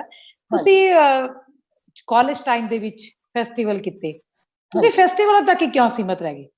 ਕਿਉਂਕਿ ਸਵਾਲ ਬਹੁਤ ਇੱਕ ਤਰ੍ਹਾਂ ਦਾ ਨਾ ਖਟਕਦਾ ਆਰਟਿਸਟ ਲਈ। ਤੁਸੀਂ ਇਸ ਚੀਜ਼ ਨੂੰ ਕੰਟੀਨਿਊ ਕਿਉਂ ਨਹੀਂ ਕੀਤਾ ਕਿਸੇ ਪ੍ਰਾਈਵੇਟ ਗਰੁੱਪ ਨਾਲ, ਜਾਂ ਤੁਸੀਂ ਕੋਈ ਆਪਣਾ ਗਰੁੱਪ ਬਣਾ ਕੇ? ਇਹ ਇਦਾਂ ਦਾ ਮਤਲਬ ਕੀ ਕਾਰਨ ਰਿਹਾ? ਜਦੋਂ ਕਿਉਂਕਿ ਮੇਰੇ ਇਹ ਹਾਂਜੀ ਸੌਰੀ, ਹਾਂਜੀ। ਇਹ ਸਵਾਲ ਮੈਂ ਇਸ ਲਈ ਪੁੱਛ ਰਹੀ ਹਾਂ, ਇੱਕ ਆਰਟਿਸਟ ਦਾ ਦਬੇ ਰਹਿਣਾ ਨਾ, ਹਾਂਜੀ ਉਹਦੇ ਪਿੱਛੇ ਕੋਈ ਕਾਰਨ ਹੁੰਦਾ, ਕੋਈ ਨਾ ਕੋਈ ਤਾਂ ਕਾਰਨ ਹੋਏਗਾ, ਤੁਸੀਂ ਕਿਉਂ ਨਹੀਂ ਫ੍ਰੀਲਾਂਸ ਕੰਮ ਕੀਤਾ? ਦੇਖੋ, ਜਦੋਂ ਮੇਰੇ ਦੋਨੋਂ ਬੱਚੇ ਛੋਟੇ ਸੀਗੇ ਉਦੋਂ ਮੈਂ ਫੈਮਿਲੀ ਦੀ ਜ਼ਿੰਮੇਵਾਰੀ ਕਹਿ ਕੇ ਮਤਲਬ ਕਰਕੇ ਬਾਹਰ ਨਿਕਲ ਨਹੀਂ ਪਾਈ, ਪਰ ਮੈਨੂੰ ਕਿਸੇ ਨੇ ਰੋਕਿਆ ਨਹੀਂ, ਇਹ ਗੱਲ ਬਿਲਕੁਲ ਸੱਚ ਹੈ। ਬਟ ਜਿੱਦਾਂ ਕਿਤੇ ਜਿੱਦਾਂ ਡਰਦੇ ਤਾਂ ਨਹੀਂ ਕਹਿ ਰਹੇ? ਨਾ ਨਾ ਨਾ ਨਾ ਨਾ ਨਾ ਜੀ, ਬਿਲਕੁਲ ਇਹ ਤਾਂ ਹੱਸ ਰਹੀ ਹਾਂ ਮੈਂ, ਬਿਲਕੁਲ ਜੀ, ਇਹ ਵਾਹਿਗੁਰੂ ਜਾਣਦਾ, ਮੈਨੂੰ ਕਿਸੇ ਨੇ, ਮੇਰੇ ਇਨ-ਲॉज, ਮੇਰੇ ਹਸਬੰਡ ਨੇ ਹਾਂ। ਕਦੀ ਨਹੀਂ ਰੋਕਿਆ। ਨਹੀਂ ਉਹ ਤਾਂ ਤੁਹਾਡੀ ਹਾਂ ਪਰਫਾਰਮੈਂਸ ਤੇ ਪਤਾ ਲੱਗ, ਜਿਹੜਾ ਬੰਦਾ ਸੋਸ਼ਲ ਮੀਡੀਆ ਤੇ ਆਪਣੇ YouTube ਤੇ ਪਾ ਰਿਹਾ clips, it means family cooperative. ਬਿਲਕੁਲ, ਮੇਰੇ ਫਾਦਰ-ਇਨ-ਲॉ, ਮੇਰੇ ਮਦਰ-ਇਨ-ਲॉ, ਮੇਰੇ ਹਸਬੰਡ, ਸਾਰੇ ਉਹ ਇਸ ਗੱਲ ਨੂੰ ਪ੍ਰਾਊਡ ਫੀਲ ਕਰਦੇ ਸੀਗੇ ਵੀ ਸਾਡੀ ਨੌਂ ਨੂੰ ਆਵਾਜ਼ਾਂ ਆਉਂਦੀਆਂ, ਉਹ ਨੈਸ਼ਨਲ ਜਿੱਤੀ ਆ ਜਾਂ ਪਲੇ ਕੀਤੇ, ਉਹ ਇਸ ਗੱਲ ਦਾ ਪ੍ਰਾਊਡ ਫੀਲ ਕਰਦੇ ਸੀਗੇ। ਤੇ ਮੈਨੂੰ ਕਿਸੇ ਨੇ ਰੋਕਿਆ ਨਹੀਂ। ਫੈਮਿਲੀ ਦੀ, ਬੱਚਿਆਂ ਦੀ ਜ਼ਿੰਮੇਵਾਰੀ ਕਰਕੇ ਥੋੜੀ ਜੀ ਬ੍ਰੇਕ ਤੁਸੀਂ ਕਹਿ ਲਓ, ਮੈਂ ਗਈ, ਬਟ ਮੈਂ ਇਹ ਨਹੀਂ ਕਹਿ ਸਕਦੀ ਕਿ ਹਮੇਸ਼ਾ ਲਈ ਕਲੋਜ਼ ਕਰਤਾ, ਮੈਂ ਇਹ ਕਦੀ ਵੀ ਕਲੋਜ਼ ਨਹੀਂ ਕਰ ਸਕਦੀ। ਨਹੀਂ ਕਰਨਾ ਵੀ ਨਹੀਂ ਚਾਹੀਦਾ, ਕਿਉਂਕਿ ਤੁਸੀਂ ਕੰਮ ਕੀਤਾ ਹੈ, ਕੰਮ ਕਰੋ। ਅਸੀਂ ਤਾਂ ਕਹਿੰਦੇ ਆ ਪ੍ਰਮਾਤਮਾ ਕਰੇ ਤੁਸੀਂ ਫ੍ਰੀਲਾਂਸਿੰਗ ਥੀਏਟਰ ਕਰੋ, ਕਿਸੇ ਗਰੁੱਪ ਨਾਲ ਜੁੜੋ ਜਾਂ ਤੁਸੀਂ ਆਪਣਾ ਗਰੁੱਪ ਬਣਾਓ, ਕਿਉਂਕਿ ਉਹਦੇ ਨਾਲ ਕੀ ਹੁੰਦਾ ਕਿ ਤੁਸੀਂ ਜਿੱਦਾਂ ਸਕੂਲ ਚ ਟੀਚ ਕਰ ਰਹੇ ਹੋ, ਰਾਈਟ, ਤੁਹਾਡੇ ਚ ਟੈਲੈਂਟ ਹੈ, ਤੇ ਤੁਸੀਂ ਉਹ ਜਿਹੜੇ ਛੋਟੇ ਬੱਚੇ ਜਿਹਨਾਂ ਨੂੰ ਪੜ੍ਹਾ ਰਹੇ ਹੋ ਹਨਾ, ਉੱਥੇ ਤੁਸੀਂ ਉਦਾਂ ਦਾ ਮਤਲਬ ਐਕਟੀਵਿਟੀ ਸ਼ੁਰੂ ਕਰੋ, ਤਾਂ ਸਾਡੇ ਲਈ ਥੀਏਟਰ ਦੀ ਹੋਰ ਪਨੀਰੀ ਪੈਦਾ ਹੋਏਗੀ, ਹੋਰ ਪਨੀਰੀ ਸ਼ੁਰੂ ਹੋਏਗੀ। ਫਿਰ ਤੁਸੀਂ ਕਹਾਣੀ ਕਿਉਂ ਪੜ੍ਹੀ? ਜੇ ਤੁਸੀਂ ਇੰਨੇ ਅੱਛੇ ਆਰਟਿਸਟ ਹੋ, ਫਿਰ ਤੁਹਾਨੂੰ ਲੱਗਿਆ ਨਹੀਂ ਕਿ ਤੁਸੀਂ ਡਰਾਮਾਟਾਈਜ਼ ਕਰਕੇ 2-4 ਆਰਟਿਸਟਾਂ ਨਾਲ ਜਾਂ ਕਹਾਣੀ ਨੂੰ ਸੋਲੋ ਪਰਫਾਰਮੈਂਸ ਲਾਈਕ, ਮੇਰੀ ਗੱਲ ਸਮਝ ਰਹੇ ਹੋ ਨਾ, ਕਹਾਣੀ ਦੇ ਪਾਠ ਨਾਲੋਂ ਕਹਾਣੀ ਦਾ ਰੰਗਮੰਚ ਕਿਉਂ ਨਹੀਂ ਕੀਤਾ? ਬਿਲਕੁਲ, ਜੋ ਕਿ ਸਾਡੇ ਕੋਲ ਵਿਧਾ ਹੈਗੀ ਹੈ। ਹਾਂ, ਜਿਵੇਂ ਕਿ ਲਾਕਡਾਊਨ ਕਰਕੇ ਆਪਾਂ ਸਕਿਟ ਦੇ ਵਿੱਚ ਸਾਨੂੰ ਟੀਮ ਚਾਹੀਦੀ ਹੈ, ਪਲੇ ਦੇ ਵਿੱਚ ਸਾਨੂੰ ਟੀਮ ਚਾਹੀਦੀ ਹੈ, ਸੋ ਕਹਾਣੀ ਬੇਸ ਕਰਕੇ ਪੜ੍ਹੀ। ਮੈਨੂੰ ਲੱਗਦਾ ਮੈਂ ਸੋਲੋ ਆ, ਮੈਂ ਇਕੱਲੀ ਕਹਾਣੀ ਪੜ੍ਹ ਸਕਦੀ ਹਾਂ, ਕਰੈਕਟਰ ਦੀ ਵੇਰੀਏਸ਼ਨ, ਜਿਹੜੀ ਵੇਰੀਏਸ਼ਨ ਹੈ, ਵੌਇਸ। ਹਾਂਜੀ ਹਾਂਜੀ। ਪਰ ਮੇਰੇ ਦਰਸ਼ਕਾਂ ਦਾ ਵੀ ਇਹ ਸਵਾਲ ਹੈ, ਬਾਰ-ਬਾਰ ਆ ਰਿਹਾ, ਕਿਉਂਕਿ ਸਾਰੇ ਦਰਸ਼ਕ ਸਾਡੇ ਨਾਲ ਜੁੜੇ ਹੋਏ ਨੇ, ਥੀਏਟਰ ਨਾਲ ਸੰਬੰਧਿਤ ਨੇ, ਰਿਲੇਟਡ ਨੇ। ਮੈਨੂੰ ਇਹ ਲੱਗਦਾ ਵੀ ਕਿਤੇ ਨਾ ਕਿਤੇ ਤੁਸੀਂ ਘੇਸਲ ਜੀ ਵੱਟ ਗਏ ਵੀ ਚੱਲ ਐਂ ਕੰਮ ਸਾਰ, ਮੈਨੂੰ ਜਿੱਥੇ ਤੱਕ ਲੱਗਦਾ। ਨਹੀਂ, ਏਦਾਂ ਦੀ ਕੋਈ ਗੱਲ ਨਹੀਂ ਹੈ। ਮੇਰੀ ਇੱਕ ਸਹੇਲੀ ਹੈ, ਬਹੁਤ ਪੱਕੀ ਸਹੇਲੀ, ਕਿਉਂਕਿ ਤੁਹਾਡੇ ਚ ਪੋਟੈਂਸ਼ੀਅਲ ਹੈ। ਅਸਲ ਹੁੰਦਾ ਕੀ ਹੈ, ਕਈ ਵਾਰ ਸਾਡੇ ਚ ਪੋਟੈਂਸ਼ੀਅਲ ਨਹੀਂ ਹੁੰਦਾ, ਸਾਨੂੰ ਲੱਗਦਾ ਵੀ ਚਲੋ ਕਹਾਣੀ ਪੜ੍ਹਤੀ, ਦੈਟਸ ਆਲ, ਏਦਾਂ ਦੇ ਆਰਟ। ਜਦੋਂ ਤੁਹਾਡੇ ਚ ਪੋਟੈਂਸ਼ੀਅਲ ਆ ਤਾਂ ਤੁਹਾਨੂੰ ਲੱਗਿਆ ਨਹੀਂ ਕਿ ਤੁਸੀਂ ਇਹਨੂੰ ਮਤਲਬ ਕਹਾਣੀ ਦੇ ਰੰਗਮੰਚ ਵਾਂਗੂ ਪ੍ਰੈਜ਼ੈਂਟ ਕਰੋ, ਨਾ ਕਿ ਇਕੱਲੀ ਕਹਾਣੀ ਪੜ੍ਹੋ, ਮਤਲਬ ਉਸ ਵਿਧਾ ਨੂੰ ਨਹੀਂ ਤੁਸੀਂ ਅਪਣਾਇਆ? ਉਹਦਾ ਕਾਰਨ ਕੀ ਹੋ ਸਕਦਾ? ਜਦੋਂ ਇਹ ਸਿਚੁਏਸ਼ਨ ਨਾਰਮਲ ਹੋਏਗੀ, ਮੈਂ ਡੈਫੀਨੇਟਲੀ ਸਟੇਜ ਤੇ ਜ਼ਰੂਰ ਪਰਫਾਰਮ ਕਰਾਂਗੀ, ਕਿਉਂਕਿ ਮੈਂ ਆਪਣੇ ਆਪ ਨੂੰ ਕੰਟਰੋਲ ਕੀਤਾ ਹੋਇਆ ਹੈ। ਉਹ ਜਿਹੜਾ ਕੰਟਰੋਲ ਕੀਤਾ ਹੋਇਆ, ਜਿਹੜਾ ਉਹ ਬੰਨਿਆ ਹੋਇਆ ਹੈ, ਉਹ ਜਿਹੜਾ ਮੈਂ ਥੋੜਾ ਜਿਹਾ ਆਪਣੇ ਆਪ ਨੂੰ ਐਕਸਪ੍ਰੈਸ ਕੀਤਾ ਹੈ, ਉਹ ਕਹਾਣੀ ਦੇ ਥਰੂ ਕੀਤਾ ਹੈ। ਮੇਰੀ ਇੱਕ ਬੜੀ ਪੱਕੀ ਸਹੇਲੀ ਹੈ ਜਿਹਦਾ ਨਾਂ ਸੰਗੀ ਹੈ, ਉਹਨੇ ਮੈਨੂੰ ਕਿਹਾ ਕਿ ਤੂੰ ਕਹਾਣੀ ਪੜ੍ਹਿਆ ਕਰ, ਕਹਾਣੀ ਪੜ੍ਹਨ ਨਾਲ ਤੇਰਾ ਹੋਰ ਖੁੱਲੇਗਾ, ਤੈਨੂੰ ਹੋਰ ਕਰੈਕਟਰ ਪਤਾ ਚੱਲਣਗੇ ਕਿ ਕਰੈਕਟਰਸ ਕਿੱਦਾਂ ਦੇ ਹੋ ਸਕਦੇ ਆ। ਨਹੀਂ ਠੀਕ ਹੈ, ਲਿਟਰੇਚਰ ਪੜ੍ਹੋ, ਹਾਂਜੀ ਕਹਾਣੀ ਪੜ੍ਹੋ, ਪਰ ਮੇਰਾ ਜਿਹੜਾ ਸਵਾਲ ਹੈ, ਤੁਸੀਂ ਸਮਝ ਹੀ ਗਏ ਮੇਰੇ ਖਿਆਲ ਵੀ ਇੱਕ ਆਰਟਿਸਟ ਕਹਾਣੀ ਪੜ੍ਹੇ, ਉਹ ਥੋੜਾ ਹੋਰ ਤਰ੍ਹਾਂ ਲੱਗਦਾ। ਜਦੋਂ ਸਾਡੇ ਚ ਟੈਲੈਂਟ ਹੈ, ਤੁਹਾਡੀ ਬੇਟੀ ਕੈਮਰਾ ਆਪਰੇਟ ਕਰ ਲੈਂਦੇ, ਤਾਂ ਮੈਨੂੰ ਲੱਗਦਾ ਸੀ ਜੇ ਤੁਸੀਂ, ਕਿਉਂਕਿ ਆਰਟਿਸਟ ਤੋਂ ਸੁਸਾਇਟੀ ਹਮੇਸ਼ਾ ਕੁਛ ਨਵਾਂ ਮੰਗਦੀ ਹੈ, ਅਸੀਂ ਚਾਹੁੰਦੇ ਹਾਂ ਕਿ ਆਰਟਿਸਟ ਦੇਵੇ। ਨਹੀਂ, ਤੁਸੀਂ ਬਹੁਤ ਅੱਛੀ ਪੜ੍ਹੀ ਹੈ, ਇਸ ਚੀਜ਼ ਕੋਈ ਮਤਲਬ ਦੋਰਾਵਾ ਨਹੀਂ, ਪਰ ਹੁੰਦਾ ਨਾ, ਆਸ ਹੁੰਦੀ ਹੈ। ਹਾਂ, ਤੁਹਾਡੀ ਗੱਲ ਬਿਲਕੁਲ, ਦਰਸ਼ਕ ਦੀ ਤਵੱਕੋ ਹੁੰਦੀ ਹੈ ਕਿ ਐਕਟਰ ਸਾਨੂੰ ਕੀ ਦੇ ਰਹੇ, ਅਸੀਂ ਨਵੀਂ ਚੀਜ਼ ਲਈ ਹੈ, ਉਸ ਦੇ ਸੰਦਰਭ ਚ ਗੱਲ ਕਰਦੇ ਸੀ। ਹਾਂਜੀ ਹਾਂਜੀ। ਜਾਂ ਤੁਹਾਨੂੰ ਇਹ ਲੱਗਦਾ ਹੋਵੇ ਵੀ ਤੁਹਾਡੇ ਕੋਲ ਟਾਈਮ ਨਹੀਂ, ਜਾਂ ਤੁਹਾਨੂੰ ਲੱਗਦਾ ਹੋਵੇ ਕੁਝ ਏਦਾਂ ਦੇ ਹਾਲਾਤ, ਇੱਕ ਔਰਤ ਹੋਣ ਦੇ ਨਾਤੇ ਮੈਨੂੰ ਪਤਾ ਇਹੀ ਹਾਲਾਤ ਹੋ ਸਕਦੇ ਨੇ, ਪਰ ਇਸ ਚੀਜ਼ ਲਈ ਮੈਂ ਟਾਈਮ ਕੱਢ ਲੈਂਦੀ ਹਾਂ, ਇਸ ਚੀਜ਼ ਲਈ ਮੈਂ ਟਾਈਮ ਜ਼ਰੂਰ ਕੱਢ ਲੈਂਦੀ। ਤੁਸੀਂ ਦੇਖਿਆ ਹੋਵੇਗਾ YouTube ਤੇ ਜਿਹੜੀ ਮੇਰੀ ਸਕਿਟ ਹੈਗੀ ਆ, ਉਹਦੇ ਵਿੱਚ ਮੈਂ 2-3 ਕਰੈਕਟਰਸ ਕੀਤੇ ਆ ਐਡੀਟਿੰਗ ਕਰਕੇ, ਕਿਉਂਕਿ ਜੇ ਉਹ ਸਕਿਟ ਹੁੰਦੀ ਤਾਂ ਆਬਵੀਅਸਲੀ ਮੇਰੇ ਨਾਲ ਹੋਰ ਪਾਰਟਨਰਸ ਹੋਣੇ ਸੀ। ਹਾਂ ਚਲੋ, ਉਹ ਸਾਡੀ ਮਜਬੂਰੀ ਹੈ, ਸਾਡੀ ਸਮੇਂ ਦੀ ਮਜਬੂਰੀ ਹੈ ਨਾ, ਜੋ ਮਤਲਬ ਚੱਲ। ਪਰ ਮੇਰਾ ਇਹ ਤਿੱਖਾ ਸਵਾਲ ਕਰਨ ਦਾ ਮਤਲਬ ਸਿਰਫ ਤੁਹਾਨੂੰ ਹਲੂਣਾ ਦੇਣਾ, ਇਸ ਚੀਜ਼ ਨੂੰ ਨੈਗੇਟਿਵਿਟੀ ਨਾਲ ਨਹੀਂ, ਮੈਂ ਤੁਹਾਨੂੰ ਹਲੂਣਾ ਦੇ ਰਹੀ ਹਾਂ ਕਿ ਤੁਸੀਂ ਫੀਲਡ 'ਚ ਜਾਓ, ਤੁਸੀਂ ਕੰਮ ਕਰੋ ਜੋ ਤੁਹਾਨੂੰ ਫੈਮਿਲੀ ਦੀ ਕੋਈ ਜ਼ਰੂਰਤ, ਤਾਂ ਕਿ ਸਾਨੂੰ ਇੱਕ ਨਵਾਂ ਆਰਟਿਸਟ ਮਿਲੇ। ਅਸੀਂ ਕਾਲਜ ਜਾਂ ਸਕੂਲ ਤੱਕ ਤੇ ਯੂਨੀਵਰਸਿਟੀ ਤੱਕ ਸੀਮਤ ਨਾ ਰਹੀਏ, ਸਾਨੂੰ ਔਰਤਾਂ ਦੀ ਲੋੜ ਹੈ, ਸਾਨੂੰ ਔਰਤ ਮਤਲਬ ਪਾਤਰਾ ਐਕਟਰਾਂ ਦੀ ਲੋੜ ਹੈ, ਆਰਟਿਸਟਾਂ ਦੀ ਲੋੜ ਹੈ। ਮੈਂ, ਤੁਸੀਂ ਇੰਨੇ 골ਡ ਮੈਡਲ ਲੈ ਕੇ ਆਏ ਹੋ, ਤੁਸੀਂ ਨੈਸ਼ਨਲ ਜਿੱਤੇ ਹੋ, ਤੁਸੀਂ ਬਹੁਤ ਕੰਮ ਕੀਤਾ ਕਾਲਜ ਲਾਈਫ ਦੇ ਵਿੱਚ, ਕਰਦੇ ਰਹੋਗੇ ਅੱਗੇ ਵੀ, ਪਰ ਮੇਰੀ ਇਹ ਤਵੱਕੋ ਹੈ, ਮੇਰੀ ਨਹੀਂ ਸਾਰੇ ਰੰਗਮੰਚ ਵਾਲਿਆਂ ਦੀ ਇਹ ਤਵੱਕੋ ਹੈ, ਸਾਡੇ ਰੰਗਮੰਚ ਪ੍ਰੇਮੀਆਂ ਦੀ ਇੱਛਾ ਹੈ ਕਿ ਤੁਸੀਂ ਬਾਹਰ ਆਓ, ਆਪਣੇ ਘਰ ਗ੍ਰਸਤੀ ਚੋਂ ਨਿਕਲੋ। ਮੇਰੇ ਖਿਆਲ ਮੈਂ ਪਹਿਲੀ ਵਾਰ ਵੀ ਮੰਚ ਤੇ ਏਦਾਂ ਦਾ ਉਹ ਕਰ ਰਹੀ ਹਾਂ, ਪਰ ਮੈਨੂੰ ਆਸ ਹੈ ਕਿ ਤੁਸੀਂ ਇੱਕ ਔਰਤ ਹੋਣ ਦੇ ਨਾਤੇ, ਮੈਂ ਇੱਕ ਔਰਤ ਹਾਂ। ਅੱਜ ਇੱਕ ਹੋਰ ਵੀ ਕੋਈ ਇਨਸੀਡੈਂਟ ਹੈ ਕਿ ਇਸ 45 ਦਿਨਾਂ ਦੇ ਵਿੱਚ ਪਹਿਲੀ ਵਾਰ ਹੋਇਆ ਕਿ 3 ਔਰਤਾਂ ਇਕੱਠੀਆਂ ਇੱਕ ਮੰਚ ਤੇ ਮਿਲ ਰਹੀਆਂ ਨੇ। ਇਹ ਮਤਲਬ ਬਹੁਤ ਮੈਨੂੰ ਵਧੀਆ ਲੱਗ ਰਿਹਾ ਕਿ ਜਿਹੜੇ ਇਹਨਾਂ ਨੇ ਸੁਨਹਿਰੀ ਬੋਲ ਬੋਲੇ, ਮੈਡਮ ਕੰਵਲਜੀਤ ਢਿੱਲੋਂ ਜੀ, ਬੜੇ ਸੀਨੀਅਰ, ਅਸੀਂ ਬਹੁਤ ਮਿਲਦੇ ਹਾਂ, ਇੰਨਾ ਸੋਹਣਾ ਬੋਲੇ ਮੈਮ, ਤੁਸੀਂ ਇੰਨਾ ਸੋਹਣਾ ਕੰਮ ਕਰਦੇ ਹੋ। ਚਲੋ ਮੈਂ ਤਾਂ ਜਿੰਨੀ ਕੁ ਮੇਰੇ ਚ ਪੋਟੈਂਸ਼ੀਅਲ ਹੈ ਮੈਂ ਕਰ ਰਹੀ ਹਾਂ ਥੋੜਾ ਬਹੁਤ ਨਾ, ਜਿੰਨਾ ਕੁ ਮੇਰੀ ਡਿਊਟੀ ਲਾਈ ਹੈ। ਮੈਂ ਵਧੀਆ ਲੱਗਿਆ, ਮੈਂ ਉਸ ਦੋਨਾਂ ਔਰਤਾਂ ਦੀ ਇੱਕ ਦਿਲ ਦੀ ਜਿਹੜੀ ਮਤਲਬ ਸਮਝ ਸਕਦੇ ਚੀਜ਼ ਨੂੰ ਮੈਂ ਤੁਹਾਡੇ ਅੱਗੇ ਕਰ ਰਹੀ ਹਾਂ ਕਿ ਤੁਸੀਂ ਪਲੀਜ਼ ਫੀਲਡ ਚ ਆਓ, ਕੱਲਾ ਸਕੂਲ ਜਾਂ ਪਰਿਵਾਰਕ ਜ਼ਿੰਮੇਵਾਰੀਆਂ ਚ ਨਾ ਰਹੋ। ਤੁਹਾਡੇ ਚ ਟੈਲੈਂਟ ਹੈ, ਸਾਨੂੰ ਇੱਕ ਨਵਾਂ ਕਲਾਕਾਰ ਮਿਲਣਾ ਚਾਹੀਦਾ ਤੁਹਾਡੇ ਚ। ਬਿਲਕੁਲ ਜੀ, ਮੈਂ ਆਸ ਕਰਦੀ ਹਾਂ ਤੁਸੀਂ ਪ੍ਰੋਮਿਸ ਕਰਕੇ ਜਾਓ V-Manch ਦੇ ਕਲਾਕਾਰ ਉਹਨਾਂ ਨਾਲ, ਦਰਸ਼ਕਾਂ ਨਾਲ, ਬਿਲਕੁਲ ਕਿ ਤੁਸੀਂ ਆਉਣ ਵਾਲੇ ਸਮੇਂ ਦੇ ਵਿੱਚ ਜ਼ਰੂਰ ਕਿਸੇ ਥੀਏਟਰ ਗਰੁੱਪ ਨਾਲ ਜੁੜੋ, ਤੁਸੀਂ ਜ਼ਰੂਰ ਵਧੀਆ ਕੰਮ ਕਰੋ ਤਾਂ ਕਿ ਸਾਨੂੰ ਚੰਗਾ ਕੰਮ ਦੇਖਣ ਨੂੰ ਮਿਲੇ ਤੇ ਚੰਗੀ ਇੱਕ ਆਰਟਿਸਟ ਮਿਲੇ। ਬਿਲਕੁਲ ਜੀ, ਇਹ ਮੇਰਾ ਪ੍ਰੋਮਿਸ ਹੈ ਤੁਹਾਡੇ ਨਾਲ। ਮੈਂ ਸ਼੍ਰੀ ਹਰਜੀਤ ਸਿੰਘ ਜੀ ਦੀ ਬਹੁਤ ਸ਼ੁਕਰਗੁਜ਼ਾਰ ਹਾਂ, ਜਿਨ੍ਹਾਂ ਨੇ ਮੈਨੂੰ ਪੀਟੀਸੀ ਦੇ ਵਿੱਚ ਇੰਨੀਆਂ ਮੂਵੀਜ਼ ਕਰਾਈਆਂ। ਮੈਂ ਵੇਟ ਕਰ ਰਹੀ ਹਾਂ ਕਿ ਮੈਨੂੰ ਹੋਰ ਮੂਵੀਜ਼ ਦੇਣ। ਹਾਂ, ਨਹੀਂ, ਸਭ ਕੁਝ ਮਿਲੇਗਾ। ਤੇ ਤੁਹਾਨੂੰ ਕਿੱਦਾਂ ਲੱਗਿਆ ਸੀਗਾ ਜਸਪ੍ਰੀਤ ਜਦੋਂ ਤੁਹਾਨੂੰ ਇਸ ਚੀਜ਼ ਦੀ ਕਾਲ ਆਈ ਸੀਗੀ ਕਿ ਤੁਸੀਂ V-Manch ਦੇ ਉੱਪਰ ਕੰਮ ਕਰਨਾ ਹੈ? ਕਿਉਂਕਿ ਕਰੋਨਾ ਦੇ ਵਿੱਚ ਹੋਰ ਤਾਂ ਸਕੂਲ ਕਾਲਜ ਸਾਰਾ ਕੁਝ ਬੰਦ ਹੈ ਨਾ, ਘਰ ਖੁੱਲ੍ਹਾ ਜਾਂ ਸਾਡੇ ਫੋਨ ਖੁੱਲੇ ਨੇ। ਤੁਹਾਨੂੰ ਕੀ ਫੀਲਿੰਗ ਆਈ ਸੀ ਕਿ ਤੁਸੀਂ ਇੰਨੇ ਸਾਲਾਂ ਬਾਅਦ ਕਲਾਕਾਰਾਂ ਦੇ ਸਾਥ ਦੇ ਵਿੱਚ ਜਾ ਰਹੇ ਹੋ, ਕਿ ਜਿੱਥੇ ਵੱਡੇ ਵੱਡੇ ਕਲਾਕਾਰ, ਵੱਡੇ ਵੱਡੇ ਦਰਸ਼ਕ, ਮਤਲਬ ਬੜੇ ਬੁੱਧੀਜੀਵ, ਕਿਉਂਕਿ ਇਹ ਜਿਹੜਾ ਪਲੇਟਫਾਰਮ ਹੁਣ ਇੰਨੇ ਦਿਨ ਦਾ ਤਿਆਰ ਹੋਇਆ ਨਾ, ਇਹ ਇੱਕ ਬਹੁਤ ਵਧੀਆ ਪਲੇਟਫਾਰਮ ਤਿਆਰ ਹੋਇਆ, ਬਹੁਤ ਵਧੀਆ ਦਰਸ਼ਕ ਸਾਡੇ ਨਾਲ ਜੁੜੇ ਹੋਏ ਨੇ। ਤੁਹਾਨੂੰ ਉਦੋਂ ਕੀ ਫੀਲਿੰਗ ਆਈ? ਮੈਂ ਤੁਹਾਡਾ ਇਹ ਜਿਹੜਾ ਤੁਸੀਂ ਸਵਾਲ ਕੀਤਾ ਮੇਰਾ, ਮੈਂ ਇਹ ਜਵਾਬ ਦੇਣਾ ਹੀ ਚਾਹੁੰਦੀ ਸੀ। ਚੰਗਾ ਤੁਸੀਂ ਮੈਨੂੰ ਸਵਾਲ ਪੁੱਛ ਲਿਆ। ਮੈਂ ਬਹੁਤ ਆਪਣੇ ਆਪ ਨੂੰ ਮਾਣ ਮਹਿਸੂਸ ਕਰ ਰਹੀ ਹਾਂ। ਮੈਂ V-Manch ਦੀ ਪੂਰੀ ਟੀਮ ਦਾ ਬਹੁਤ ਸ਼ੁਕਰਗੁਜ਼ਾਰ ਹਾਂ, ਸਪੈਸ਼ਲੀ ਗੁਰਵਿੰਦਰ ਸਰ ਦਾ। ਮੈਂ ਬਹੁਤ ਸ਼ੁਕਰਗੁਜ਼ਾਰ ਉਹਨਾਂ ਦੀ ਮੈਂ ਕਿ ਮੈਨੂੰ ਮੌਕਾ ਦਿੱਤਾ। ਮੈਂ ਆਪਣੇ ਆਪ ਨੂੰ ਇੱਕ ਤਿਨਕਾ ਸਮਝ ਰਹੀ ਹਾਂ, ਕਿਉਂਕਿ ਇਹ ਜਿੰਨੇ ਵੱਡੇ ਵੱਡੇ ਆਰਟਿਸਟ ਇੱਥੇ ਆਏ ਆ, ਮੈਨੂੰ ਲੱਗਦਾ ਮੈਂ ਉਹਨਾਂ ਦੇ ਸਾਹਮਣੇ ਸਟੈਂਡ ਵੀ ਨਹੀਂ ਕਰਦੀ।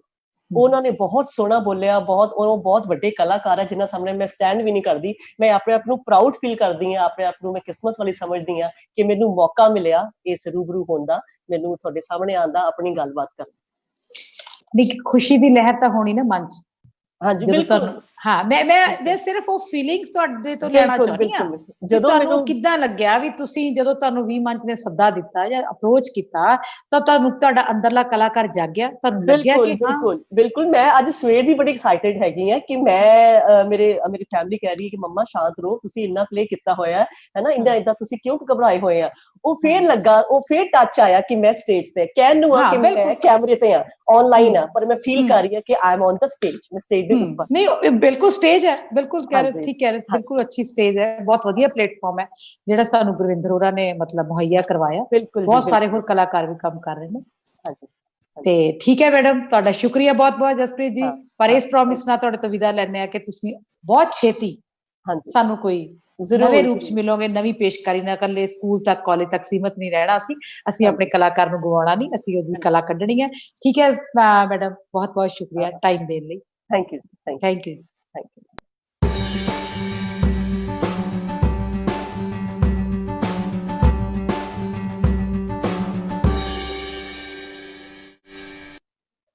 ਹਾਂਜੀ ਦੋਸਤੋ, ਜਿਵੇਂ ਕਿ ਮੈਂ ਪਹਿਲਾਂ ਵੀ ਜ਼ਿਕਰ ਕੀਤਾ ਸੀ ਕਿ ਅੱਜ ਸਾਡੇ ਚ ਅਲਕਾਜੀ ਸਾਹਿਬ ਨਹੀਂ ਰਹੇ, ਥੀਏਟਰ ਦਾ ਥੰਮ ਨਹੀਂ ਰਹੇ, ਪਰ ਅਸੀਂ ਉਹਨਾਂ ਦੇ ਕੀਤੇ ਕੰਮਾਂ ਨੂੰ ਹਮੇਸ਼ਾ ਯਾਦ ਰੱਖਾਂਗੇ, ਉਹਨਾਂ ਤੋਂ ਸੇਧ ਲਵਾਂਗੇ ਤੇ ਜ਼ਿੰਦਗੀ 'ਚ ਕੋਸ਼ਿਸ਼ ਕਰੇਗਾ ਹਰ ਰੰਗਕਰਮੀ ਕਿ ਅਸੀਂ ਉਹਨਾਂ ਦੇ ਕੀਤੇ ਕੰਮਾਂ ਨੂੰ ਨਾ ਭੁੱਲੀਏ ਤੇ ਉਹਨਾਂ ਨੇ ਜੋ ਸਾਨੂੰ ਸਿਖਾਇਆ, ਭਾਰਤੀ ਰੰਗਮੰਚ ਜੋ ਸਿਖਾਇਆ, ਅਸੀਂ ਉਹ ਸਿੱਖੀਏ ਤੇ ਉਹਨੂੰ ਅਪਣਾਈਏ। ਬਹੁਤ ਵਧੀਆ ਲੱਗਿਆ ਅੱਜ ਇਸ ਮੰਚ ਤੇ 3 ਔਰਤਾਂ ਨੇ ਪਾਰਟਿਸਿਪੇਟ ਕੀਤਾ, ਨਾਰੀਵਾਦ ਆਇਆ ਤੇ V-Manch ਬਹੁਤ ਵਧੀਆ ਉਪਰਾਲਾ ਕਰ ਰਿਹਾ। ਪਹਿਲਾਂ ਵੀ ਤੁਹਾਨੂੰ ਇਸ ਗੱਲ ਦਾ ਸੁਨੇਹਾ ਦਿੱਤਾ ਗਿਆ ਕਿ ਬਹੁਤ ਜਲਦੀ ਸੁਚੇਤਕ ਸਟੂਡੀਓ, ਅਨੀਤਾ ਸਬਦੀਸ਼ਵਰੀ ਵੀ ਕਿੱਦਾਂ ਦਾ ਪ੍ਰੋਗਰਾਮ ਸ਼ੁਰੂ ਕਰ ਰਹੇ ਨੇ, ਜਿਹਨੂੰ ਤੁਸੀਂ ਸੋਸ਼ਲ ਮੀਡੀਆ ਤੇ ਇੱਕ ਪ੍ਰੋਮੋ ਦੇ ਰੂਪ ਦੇ ਵਿੱਚ ਦੇਖਿਆ ਵੀ ਹੈ। ਬਹੁਤ ਜਲਦੀ ਤੁਹਾਨੂੰ ਡੇਟ ਵੀ ਦੱਸੀ ਜਾਏਗੀ। ਇਸੇ ਤਰ੍ਹਾਂ ਦਰਸ਼ਕੋ ਜੁੜੇ ਰਹੋ, ਆਪਣੇ ਸੁਝਾਅ ਦਿੰਦੇ ਰਹੋ। ਹੁੰਦਾ ਕਿ ਕਈ ਵਾਰ ਟਾਈਮ ਦੀ ਇੰਨੀ ਕਿੱਲਤ ਹੁੰਦੀ ਹੈ, ਸਾਨੂੰ ਲਾਲਚ ਹੁੰਦਾ ਕਿ ਅਸੀਂ ਆਪਣੇ ਮਹਿਮਾਨ ਨਾਲ ਅਸੀਂ ਗੱਲਬਾਤ ਸਾਂਝੀ ਕਰੀਏ, ਉਹਦੇ ਤੋਂ ਕੁਝ ਸਿੱਖੀਏ, ਉਹ ਤੋਂ ਕੁਝ ਗ੍ਰੈਬ ਕਰੀਏ, ਤੇ ਕਈ ਮੈਸੇਜ ਨਹੀਂ ਪੜ੍ਹੇ ਜਾਂਦੇ। ਮੇਰੇ ਕਾਫੀ ਰੰਗਕਰਮੀ ਦੋਸਤ ਗੁੱਸੇ ਵੀ ਹੋ ਜਾਂਦੇ ਨੇ, ਉਹਨਾਂ ਦਾ ਗੁੱਸਾ ਜਾਇਜ਼ ਹੈ, ਤੁਹਾਡੀਆਂ ਜਿਹੜੀਆਂ ਨਾਰਾਜ਼ਗੀਆਂ ਨੇ ਸਿਰ ਮੱਥੇ ਨੇ, ਪਰ ਸਮੇਂ ਦੀ ਕਿੱਲਤ ਕਈ ਵਾਰ ਕੀ ਹੁੰਦਾ ਕਿ ਪ੍ਰਬੰਧਕਾਂ ਦੇ ਹੋਰ ਤਰ੍ਹਾਂ ਦੀਆਂ ਇੱਛਾਵਾਂ ਹੁੰਦੀਆਂ ਨੇ, ਹੋਰ ਤਰ੍ਹਾਂ ਦਾ ਹੁੰਦਾ। ਕਦੇ ਵੀ ਨਾ ਇਹ ਸੋਚੇ ਕਿ ਤੁਹਾਡੇ ਮੈਸੇਜ ਇਗਨੋਰ ਕੀਤੇ ਜਾ ਰਹੇ ਨੇ, ਬਿਲਕੁਲ ਇਗਨੋਰ ਨਹੀਂ। ਅਸੀਂ ਤੁਹਾਡੇ ਆਲੋਚਨਾ ਤੋਂ ਬਹੁਤ ਕੁਝ ਸਿੱਖਦੇ ਹਾਂ ਤੇ ਕੋਸ਼ਿਸ਼ ਕਰਦੇ ਹਾਂ ਕਿ ਆਉਣ ਵਾਲੇ ਐਪੀਸੋਡ ਦੇ ਵਿੱਚ ਉਦਾਂ ਦੀ ਗਲਤੀ ਸਾਡੇ ਤੋਂ ਨਾ ਹੋਵੇ। ਫਿਰ ਵੀ ਜੇ ਕਿਤੇ ਹੋ ਜਾਂਦੀ ਹੈ, ਅਸੀਂ ਖਿਮਾ ਦੇ ਜਾਚਕ ਹਾਂ। ਏਦਾਂ ਹੀ ਸਾਡੇ ਨਾਲ ਜੁੜੇ ਰਹੋ। ਪਰਮਾਤਮਾ ਕਰੇ ਇਹ ਕੰਮ ਚੱਲਦਾ ਰਹੇ, ਕਾਫਲਾ ਚੱਲਦਾ ਰਹੇ ਤੇ ਸਾਰੇ ਰੰਗਕਰਮੀ, ਸਾਰੇ ਥੀਏਟਰ ਪ੍ਰੇਮੀ ਜਿੱਦਾਂ ਸਾਨੂੰ ਪਿਆਰ ਦੇ ਰਹੇ ਨੇ ਉਦਾਂ ਹੀ ਪਿਆਰ ਦਿੰਦੇ ਰਹੋ, ਆਪਣੇ ਸੁਨੇਹੇ ਦਿੰਦੇ ਰਹੋ। ਚੰਗਾ ਲੱਗਦਾ ਜਦੋਂ 4 ਰੰਗਕਰਮੀ ਇਕੱਠੇ ਬੈਠਦੇ ਰਹੇ। ਹੁਣ ਤਾਂ ਮੈਂ ਗੁਰਵਿੰਦਰ ਨੂੰ ਇਹ ਕਹਿ ਰਹੀ ਹਾਂ ਕਿ 7 ਇਕੱਠੇ ਹੋ ਗਏ, ਜਿਵੇਂ ਪਿੰਡਾਂ 'ਚ ਹੁੰਦਾ ਨੀ ਕਿ ਸ਼ਾਮ ਨੂੰ ਸੱਥ ਤੇ ਬੁੱਢੇ ਬਹਿ ਜਾਂਦੇ ਨੇ ਬਜ਼ੁਰਗ ਤੇ ਗੱਲਾਂ ਮਾਰਦੇ ਨੇ, ਸਾਰੇ ਪਿੰਡ ਦਾ ਮਤਲਬ ਪੋਸਟਮਾਰਟਮ ਕਰ ਦਿੰਦੇ ਨੇ, ਬਿਲਕੁਲ ਉਸੇ ਤਰ੍ਹਾਂ ਅਸੀਂ ਇਸ ਮੰਚ ਤੇ ਬੈਠ ਕੇ ਕਲਾਕਾਰਾਂ ਨੂੰ ਸੁਣਦੇ ਹਾਂ। ਮੈਡਮ ਕਵਲਜੀਤ ਢਿੱਲੋਂ, ਤੁਹਾਡਾ ਬਹੁਤ ਬਹੁਤ ਸ਼ੁਕਰੀਆ। ਮੇਰੇ ਦਿਲ ਦੀਆਂ ਗਹਿਰਾਈਆਂ 'ਚੋਂ ਇੰਨੇ ਸੋਹਣੇ ਢੰਗ ਨਾਲ ਤੁਸੀਂ ਇੰਨੇ ਵਧੀਆ ਐਡੇ ਵੱਡੇ ਪਰਿਪੇਖ ਦੇ ਵਿੱਚੋਂ ਬਹੁਤ ਚੀਜ਼ਾਂ ਚੁਣ ਚੁਣ ਕੇ ਸਾਨੂੰ ਦੱਸੀਆਂ। ਬੜਾ ਸਟੀਕ ਜਿਹਾ ਇੱਕ ਤੁਹਾਡਾ ਸੁਨਹਿਰੀ ਬੋਲਣ ਵਾਲਾ ਮੈਸੇਜ ਸੀ, ਅਸੀਂ ਜ਼ਰੂਰ ਉਹ 'ਚੋਂ ਬਹੁਤ ਕੁਝ ਸਿੱਖਾਂਗੇ। ਬਹੁਤ ਬਹੁਤ ਸ਼ੁਕਰੀਆ ਸਾਰੀ ਬੋਹੇਮੀਅਨਸ ਟੀਮ ਦਾ, ਸਾਰੇ ਸਾਡੇ ਸਾਥੀਆਂ ਦਾ, ਸਾਡੇ ਮਹਿਮਾਨਾਂ ਦਾ। ਕੱਲ ਫਿਰ ਮਿਲਾਂਗੇ ਨਵੇਂ ਕਲਾਕਾਰ ਨਾਲ, ਨਵੇਂ ਰੰਗਕਰਮੀ ਨਾਲ। ਬਹੁਤ ਬਹੁਤ ਸ਼ੁਕਰੀਆ, ਧੰਨਵਾਦ।